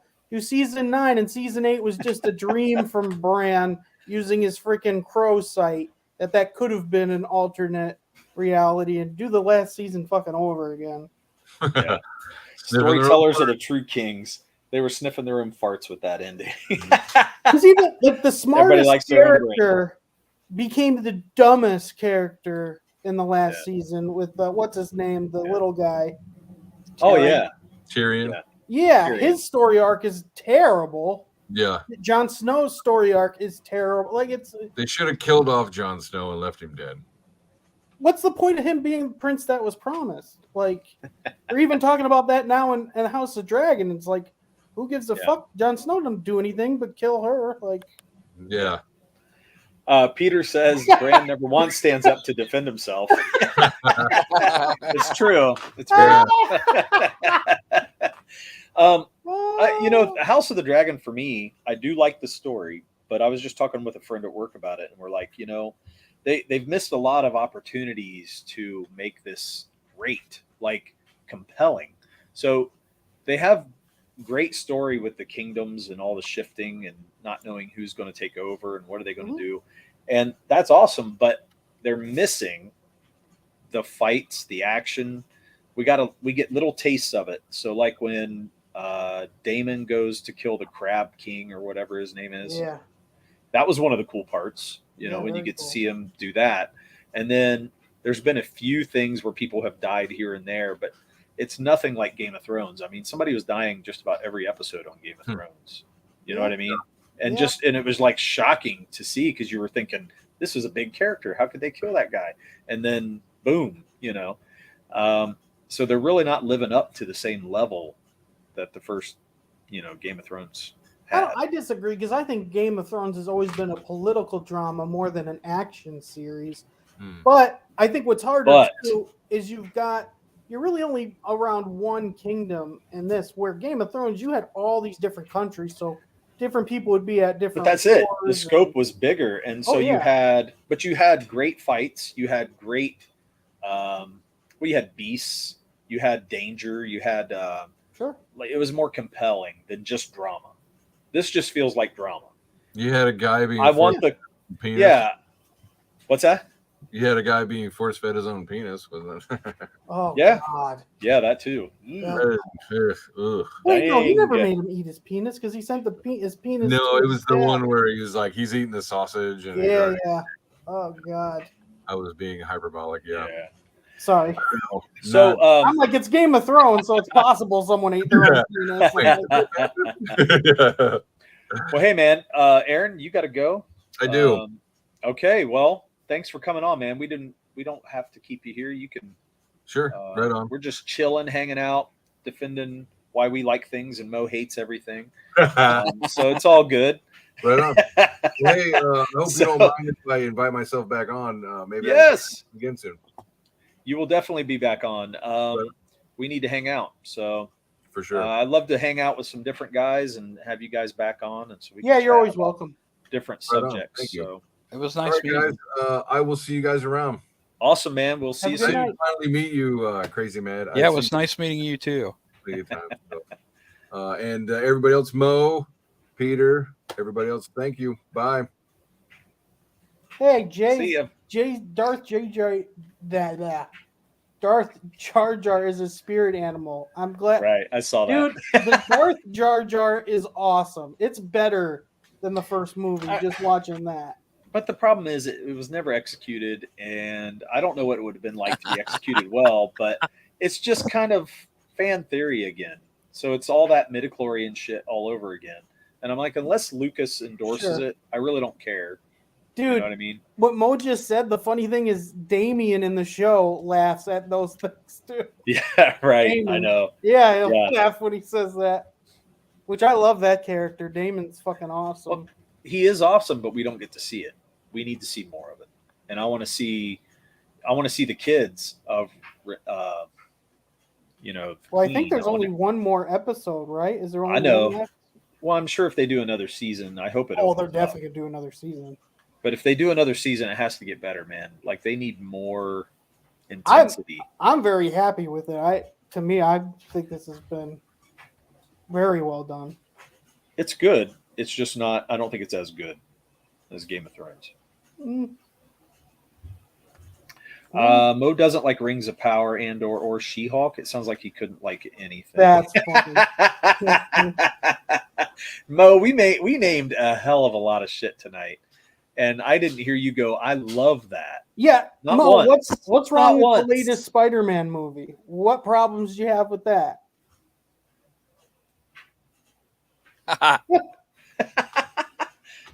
Thanks, Jay Ryan. Less meth addicted than I expected. Because he had his fill of meth tonight. It's a good night.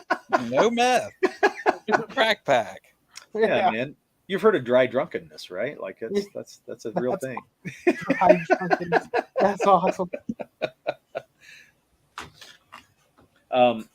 Yeah, I don't know. It'd be interesting to hear what Mo says he actually loves. What's your favorite thing, Mo? Like, what's your favorite IP? I want to know that. I want to know. He's crack pack, not meth mob. Right. Mo's got it. 100. That's right. Dang. I'm more crack pack adjacent. That's what I would say. Crack pack adjacent. Whoever came up with that was fantastic. CG adjacent, all that stuff. That's funny. Oh man. No. Okay. Have we exhausted everything, or are we all pretty good? Where are we at? Yeah, man. Just funny. There's a lot of good IPs out there, even though Mo hates all of them. I can't even think of anything off the top of my head right now. Other IPs that we haven't talked about? At least IPs that have tons of characters. Most of the stuff, like from the 80s, had tons of characters. Yeah. I think that had to do with the whole action figures thing, too. Like it did. It was about toys. And then the video games, you kind of have to make new characters every time you make a new, so the roster just gets bigger and bigger. So Mortal Kombat and Street Fighter have just been huge, 30 years of games. Yeah, that's true. Ooh, that's a good. Yeah, The Simpsons is awesome. That's a good pick. Simpsons are pretty good. No, really, season 3 to 7 is perfection. Like, yeah, it is really good. Meth is for losers, and I mean it's no mash. That's funny. I love it. I've never heard anyone say anything bad about MASH till tonight. That was so interesting. Do you hate Dick Van Dyke too? Like, was that the Brady Bunch or the? Dick Van Dyke was way back, dude. Yeah, because just at night, got to see all that stuff. Yeah, I mean, I don't know. I definitely have things I like better than others, but I can usually find something I like about a lot of things. You know what I mean? Like I can watch a lot of things and be okay with it. It's hard for me now. But you know why? I think it's because growing up in the 80s, there were so many B movies, right? Like, I don't know. Crazy Mad, what era did you grow up in? The 90s? Yeah, the 80s, 90s. Yeah, late 80s. Late 80s, early 90s. But if you came out of the 80s, you remember B movies. B movies were a thing. Like, you would just see them. Like, HBO would show, they would have their first run stuff that everybody knew and was popular, but they would have, like, the stuff that you had to stay up late to watch that shit. You know what I mean? Like, they would have all kinds of stuff that you may never heard of. Now, see, I grew up watching. My dad had me watching John Wayne. I watched a lot of westerns, a lot of like old army. Yeah, my grandfather would watch all the westerns. Yeah, my dad did too. It was a lot of the westerns, but I have a love for the westerns. I really do. So I do too. Yeah, and I don't know if I love the real old ones. Some of the John Waynes are a little. I still like John Wayne. Don't get me wrong, but some of the movies weren't made great. And watch like True Grit, like the new one that came out with Jeff Bridges. I can't watch that at all. Yeah, I don't like that one either. And but the old Clint Eastwood, Rooster Cogburn, and the Cowboys, I can richly go back and watch those all the time. Yeah, I like those too. For me, it was Clint Eastwood. I love Clint Eastwood westerns. Me too. I would say he's probably my favorite in the western genre. And I think when Walking Dead, the show, was at its best was when it had a western feel. Like Rick Grimes was very a character, a classic western sheriff. And I agree with you. Outside of the zombies, it was very westernish. It very much was a western, yeah. There's only so much they could do with that show. Like, you're running from zombies, and then you have drama, and then zombies, and then more zombies. It's just it's a cycle. And then you get to cannibal people, and then it's like you start running out of stuff. Yeah, you're just cycling around is all you're doing. The thing that became more interesting wasn't the zombies at that point; it's the living people, and what kind of scenarios could you put them in to how they dealt with everybody changing, I think that was one of my favorite pieces to it, figuring out why people ended up the way they were. So, how to survive. Yeah. What you had to change, adapt to survive. Right. Who they lost, how they lost it, all that. Oh, too funny. High Plains Drifter, Clint did so many classics. Oh, yeah, man. I mean, I still love Outlaw Josie Wales. That's a great one. And The Good, the Bad, and the Ugly. What's the one where he's a priest? Pale Rider, right? Yeah, that's a good one. Pale Rider is fantastic. He takes out the giant, and then he helps the giant back on his horse, and it's like... For a few dollars more. Yeah. And a fistful of dollars. Those are fantastic, man. A lot of, there's some shtick in that. Unforgiven.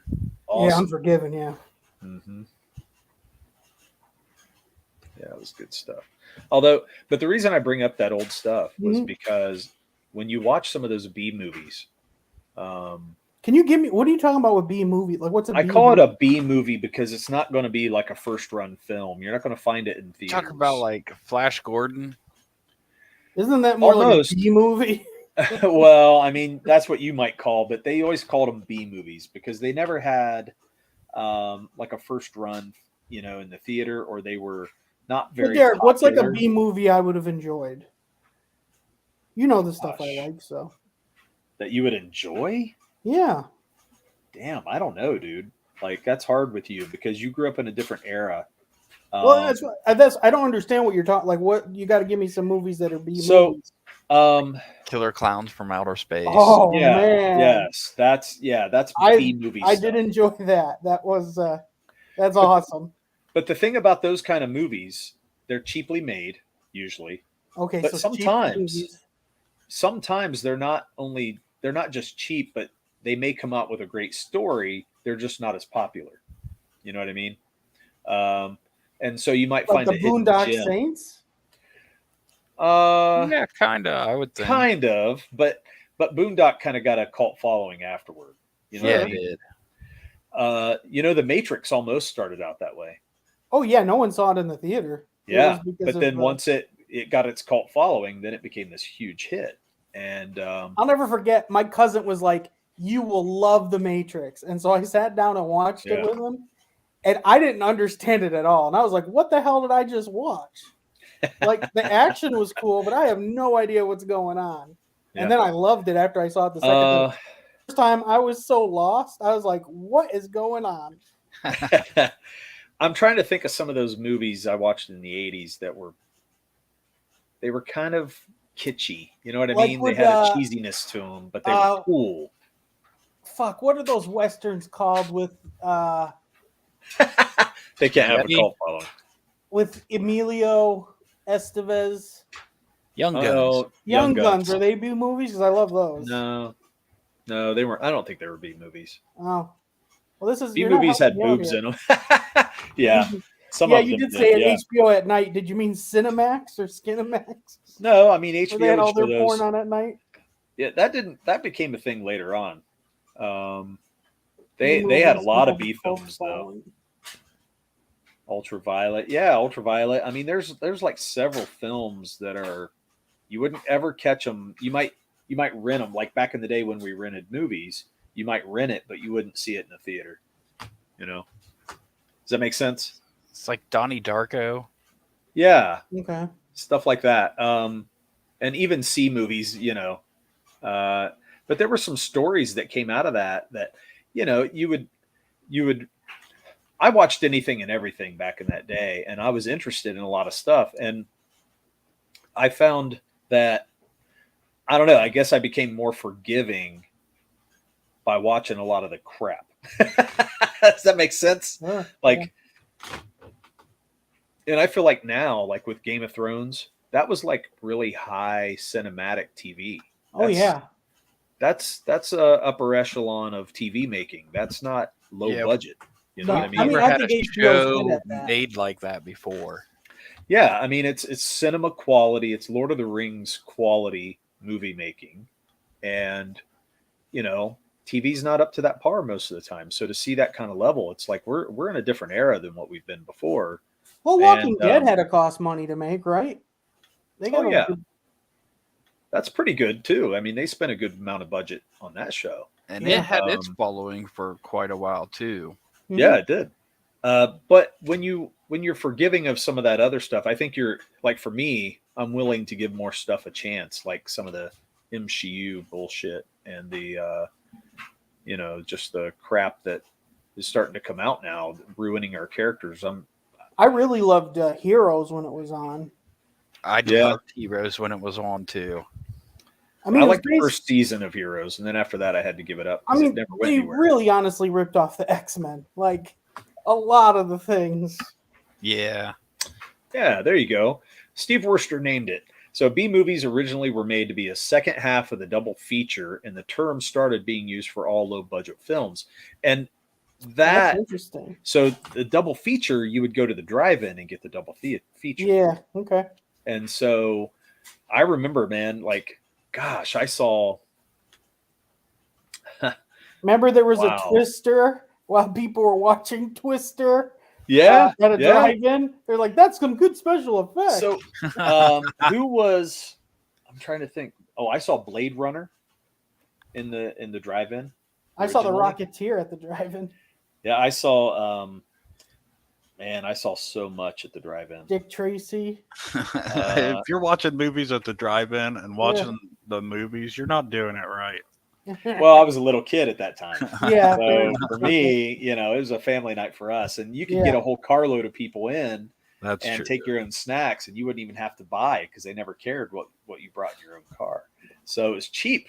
It was actually a cheap family event, and not what movies are now. It's a whole different ball game. Yeah, it's as much as going to a ball game. Honestly, going to a theater now. Yeah. Like going to a sporting event. But I saw some really great stuff and some really weird stuff. Well, none of those old movies were preaching anything to you, right? Like, I mean, a lot of it, you would see a horror movie and then you might see a comedy or something afterward, or you might see 2 horror movies, and some of it was really great. Some of it was just shit, like Ringo Starr's Caveman. Did you ever see that? No. So Ringo Starr made a movie called Caveman, and it's a terrible movie, but I mean, it was a comedy. But I saw that on the same night that I saw, it might have been Blade Runner that I saw that with. So when Tarantino did this, is this the same thing, or was he doing something different? Remember, he did the 2 movies together. Yeah, he was doing double feature stuff. But he wasn't doing B movies. He was doing what they call it, the exploitation movies. His was more based on a genre. Okay. And he didn't do both of those either. He didn't. No, he did one, and then Robert Rodriguez did one or something like that. Yeah, that's right. Oh. That's right. I forgot about that. Yeah, it was called Something House, right? What one of those movies called? Yeah, I can't remember what it's called either. But you're right, it's Something House. Yeah, it's like Chop House or something, right? Like it's like Saul, like a grindhouse. Grindhouse, yeah. Yeah, that's what it was. That's a genre. That's that exploitation stuff he likes to do. True, Steve. Yeah, so it's easier to appreciate old B movies than some of the current trash because they were at least trying their best. New stuff's often bad on purpose to piss off the right people. Yeah, I mean, I don't know if it's bad on purpose. I think they think they're being good, but it's just pissing off everybody because they're so bad. Yeah. And they're ruining everything. So rest in peace, Tim Sale. Tim Sale passed? Damn. Grindhouse. You guys know who Tim Sale is, right? No. He did The Long Halloween. Yeah. Oh, shit. Yeah, he died... He didn't just die. Didn't he die like a month ago? I don't know. I didn't know this. So, I don't know that. I hate comments from viewers into the show as doing it bad on purpose. Oh, here we go. Oh, he passed a while back. Didn't he do the art of the Hero show? He might have. I don't know who did the art for it. I know there were guys from the comic industry working on that show. Yeah. But I didn't know who it was. I always got pissed about that show because it never went anywhere. I thought, man, we're going to get into this cool superhero shit. And it just never did it. Well, I think what hurt that is I think that was going on during the writer's strike, wasn't it? And so it kind of derailed it. But they also never went there. It's like you can't dangle the carrot and never have a payoff. Never have a payoff ever. You got to give people a payoff here and there, man. It's got to come at some point. So, and that's what it did. I mean, it never did that for me. And I was like, okay, I got to go because I really liked the Asian guy. What was his? I forget his power. Hero. Time travel. Oh yeah, it was Hero, and he had the comic book, right? He found the comic book. Yeah, because there was a guy that would write it that could see in the future, and so he could. At first, he thought he could just transport, but then he found out he could time travel too, and he became a samurai that killed a dinosaur. But you couldn't get back. Yeah, because you got to see his future self, where he was a badass, and then Hayden Panettiere was in that. I forgot. That's where she got her breakout role, right? Who was? Yeah. Hayden Panettiere. Cheerleader. Yeah, the cheerleader. Remember, she's like she becomes what's his name too? Spock. Who was in Star Trek? Spock. Yeah, he got his character was actually cool, and I thought they were going to do something cool with him, and it just never went anywhere. I thought he was weird as hell eventually, but started off awesome. He was super powerful, man. It was great. Yeah. Okay, She-Hulk, I'm giving you 3 more seasons to win me over, but then I'm done. No, man, I knew that was over from the first episode, actually. I haven't watched it at all. I watched like the first 4 or 5 episodes, and it's just like, man, it's not funny. It's not. It's good. Woke of the woke. It's the wokest of the woke shit out there, man. I'm gonna say that. Now, Dojo said, he loves the She-Hulk, and he said they did nail it on like 2 episodes. But yeah, and Dojo loves She-Hulk. Yeah, and that's not enough to keep me going. But I mean, the only reason I watched it was to see the side stories. That's really what I was doing. Yeah, you wanted Daredevil because you have such a hard on for him. I love Daredevil. How can you not? I do too. Daredevil? I mean, Daredevil's great. I'm a little behind on the MCU. Yeah, I haven't watched Thor yet, and I have some of it's not worth keeping up with, man. And I haven't watched She-Hulk, and I don't picture myself watching She-Hulk. No, it's a waste of time. I don't think it's gonna connect with. It's not gonna do anything for you. Yeah, it's not. Yeah, you'll just be pissed. And so I would say save yourself. save yourself the heartache and just move on to something else, man. I liked Moon Knight, but how it ended confused me. Like, were we in the real world the whole time, or like? I did not dig Moon Knight at all. I was upset by Moon Knight. I was expecting more, and it was almost too psychological, I kind of like that it was that, though. That interests me, except I was confused. I don't know. But you got to let up. You got to ground the watcher at some point. As a storyteller, you have to ground them somewhere and then go back. You know what I mean? And I felt like we couldn't be grounded. Peter, I will probably check that out. Oh, I will tell you, Werewolf by Night is good, and I liked it. Yeah, I haven't watched it yet. I would say do it. It's a movie, so it's like a 45-minute movie. And it's just, I think it was really cool. It's different. And yeah, I'd come back for more of that for sure. They're trying to do Midnight Suns, aren't they? I think they are.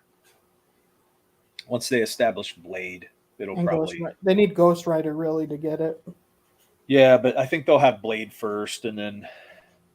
But did you hear they're messing up Blade? Like, this is going to be one of their... reshoots or something, right? They said it could be one of their first, like, debacles for a long time. What do you mean debacle? Black Widow was a debacle. I didn't mind Black Widow. That's... Yeah, but I didn't mind it, but I thought it was... Hold on, man. You didn't like the movie, but what I mean is in the making of it, like from the writing stance and the directing stance, Mahershala Ali, that's how you say his name, right? The actor? Yeah, he got so scared about what was going on with it, he was ready to bail. And so... What do you mean scared? Like, the production of it was so bad. Like, he was like, this is not going the way I thought it was going to go. I'm getting out of here. Oh, when you said scared, I thought like they were making bats bite him or something. No, he was like, I think they were like freaking him out because he thought he was on this like major hot IP, like Wesley Snipes, you know what I'm saying? Yeah. And then he gets in there and it's like, he was like, this ain't coming together the way that's supposed to be. And I think they've lost the director now. So I think they've changed now. So, they're going to have to go back and like start from scratch or do a lot of reshoots on it. So it could be a mess. It's like a death kiss in the movie. Yeah. Well, and here's the thing. When they know that Wesley Snipes was beloved, he was beloved as... Although this guy here, like, he's about as good at casting as you're going to get without it being Wesley Snipes. Yeah, I think he was a good cast for Blade. Yeah, he was a great cast, but everybody loves Wesley Snipes as Blade. You know, so they got a lot to live up to. It's and you got to remember, Blade was one of the first movies that came out that started the superhero genre. That is true. In the movies. Well, come on, let's be honest. X-Men started it. Blade was just there. You're wrong. Blade didn't even make like Blade $100 was million in the box ground, office. Blade was not a hit like the X-Men. It was a hit. It kind of became a sleeper hit. It was after the fact. So, and then it grew because by the time the second one came out, it was more popular. And everybody Spawn came out before all of them did, didn't he? Yeah. Yeah, Spawn was HBO, and yeah, but X-Men was the thing that started like, oh, we want to make these movies because they're jackpot $500 million. Well, Blade was good. It wasn't like the Blade best was good, movie. but it wasn't a financial success where they're like, oh, we're going to start making all these movies. Right. But I still would put Blade before X-Men. Well, it came out before it, but it didn't hit the mark. Mo is right. 89. Batman 89. Batman 89? Where's he at? Superman was the first, right? Yeah, But the one that started it where like the MCU wouldn't have happened without X-Men. Don't get me wrong. I'm not saying they're the start of the movies. I'm not saying that. I was saying it's what started the new wave of films. Because once they realized they could pull off some of these characters the way they did, then they were like, okay, I think we can go further. But that didn't start until, X-Men, Blade, those kind of things. Yeah, Batman and Superman were done. Actually beat out other movies.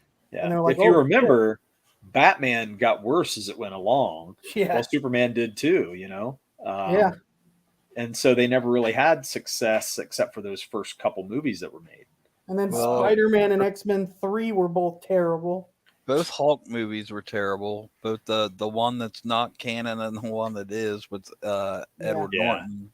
I will tell you, I have a love for that first Hulk movie that came out. That when he's fighting the tanks canon. Was pretty cool. I lost my shit there because that was the first time I got to see the real Hulk on TV, or on a movie. Like seeing him watch a TV show. Shit, like fuck. Yeah, like I was like, oh my gosh, this is great. Finally, I get to see the Hulk, and and then I realized, it's a shit movie, but still, that one scene where he's fighting the tanks is really cool. He's fighting werewolves naked, and one of them bites his nuts. It's a dumbass movie. Yeah, see, Blade was the first great Marvel movie. I would say so too. I'd credit it as the first one. You remember the old Lou Ferrigno ones? The Death of the Incredible Hulk and the Trial of the Incredible Hulk. Yeah, I love the old TV shows, man. I mean, I used to watch Wonder Woman. I used to watch Hulk. Those were great shows growing up. And, you look at them now, they look terrible, but they were still great to grow up with. I love Knight Rider and the A-Team. Oh, yeah. I love those too. Mo says, that's a good point. Superman and Batman got worse as they went along, unlike Blade. Yeah, Blade 3 is a masterpiece.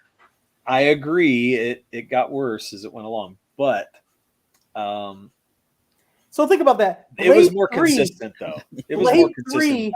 3 has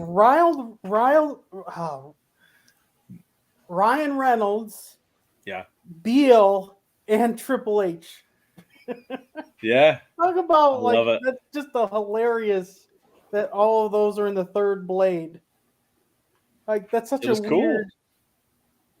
Jessica Biel. And let's be honest, he's still playing that character as Deadpool right now. Oh, Ryan Reynolds.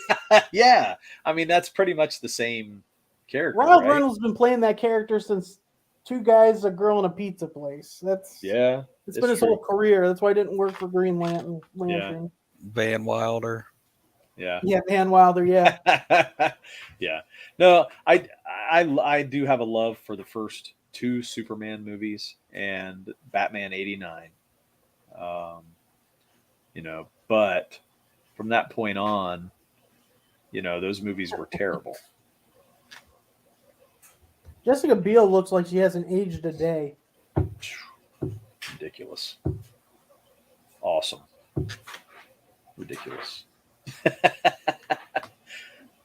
Anyway.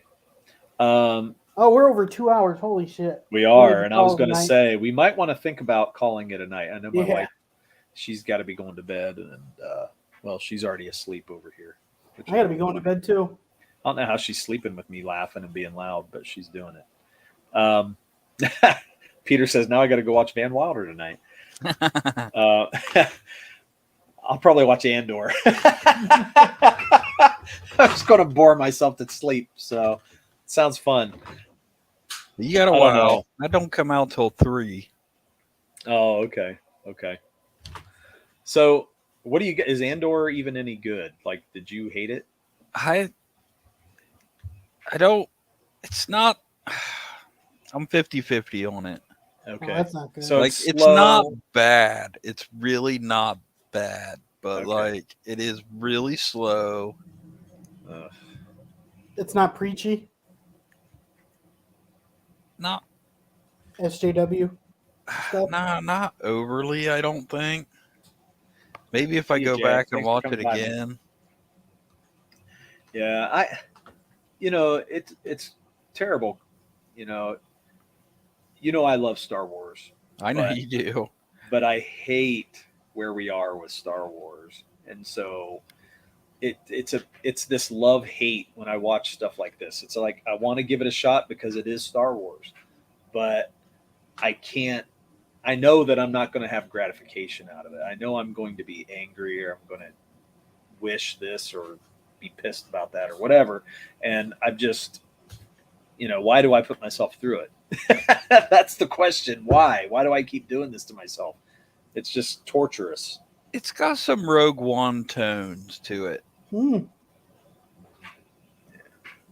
Yeah, and I mean, I think that's why people wanted to watch it, right? Because Rogue One is actually a good movie. It is a really good movie. If they didn't kill everybody, I would have liked Rogue One a lot, because I felt like when they started killing them, I was like, oh, they're going to kill everybody. Well, I mean, we knew that going in. We knew that. If you're a Star Wars fan, you knew kind of the outcome of that movie. One of the characters couldn't have survived? Like, not one of them? Like, fuck. Well, I mean, some of them did, because that's how you get to rebellion. But it has space lesbians? Well, I'll have to see that. Got me sold. Yeah. Well, as long as they're Twi'leks, Steve. If it's Twi'leks, I'm sold. What are They're not Twi'leks. Ah, damn. If it's Hutts, I'm out. Maybe it's Chewbacca's. Is it 2 female Chewbacca's? What race is it? What race are they? Humans.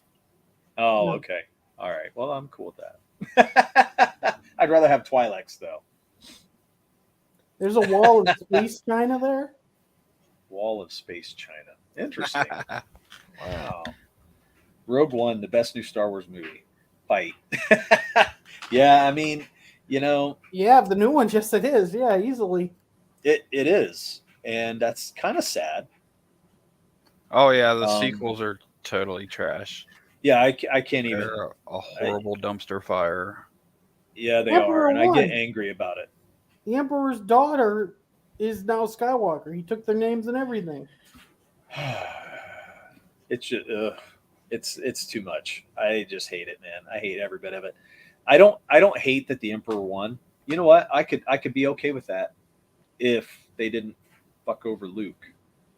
But because they took the best character and my favorite character and the biggest hero out of that whole franchise, and they just totally fucked him over. Yeah, they totally cocked him. Yeah. And that's when I went, okay, I got to go, man. This is it. I can't do this anymore. He lived long enough to be the villain. Yeah. And I couldn't give my money to Star Wars at that point. I was like, I'm out. I'm done.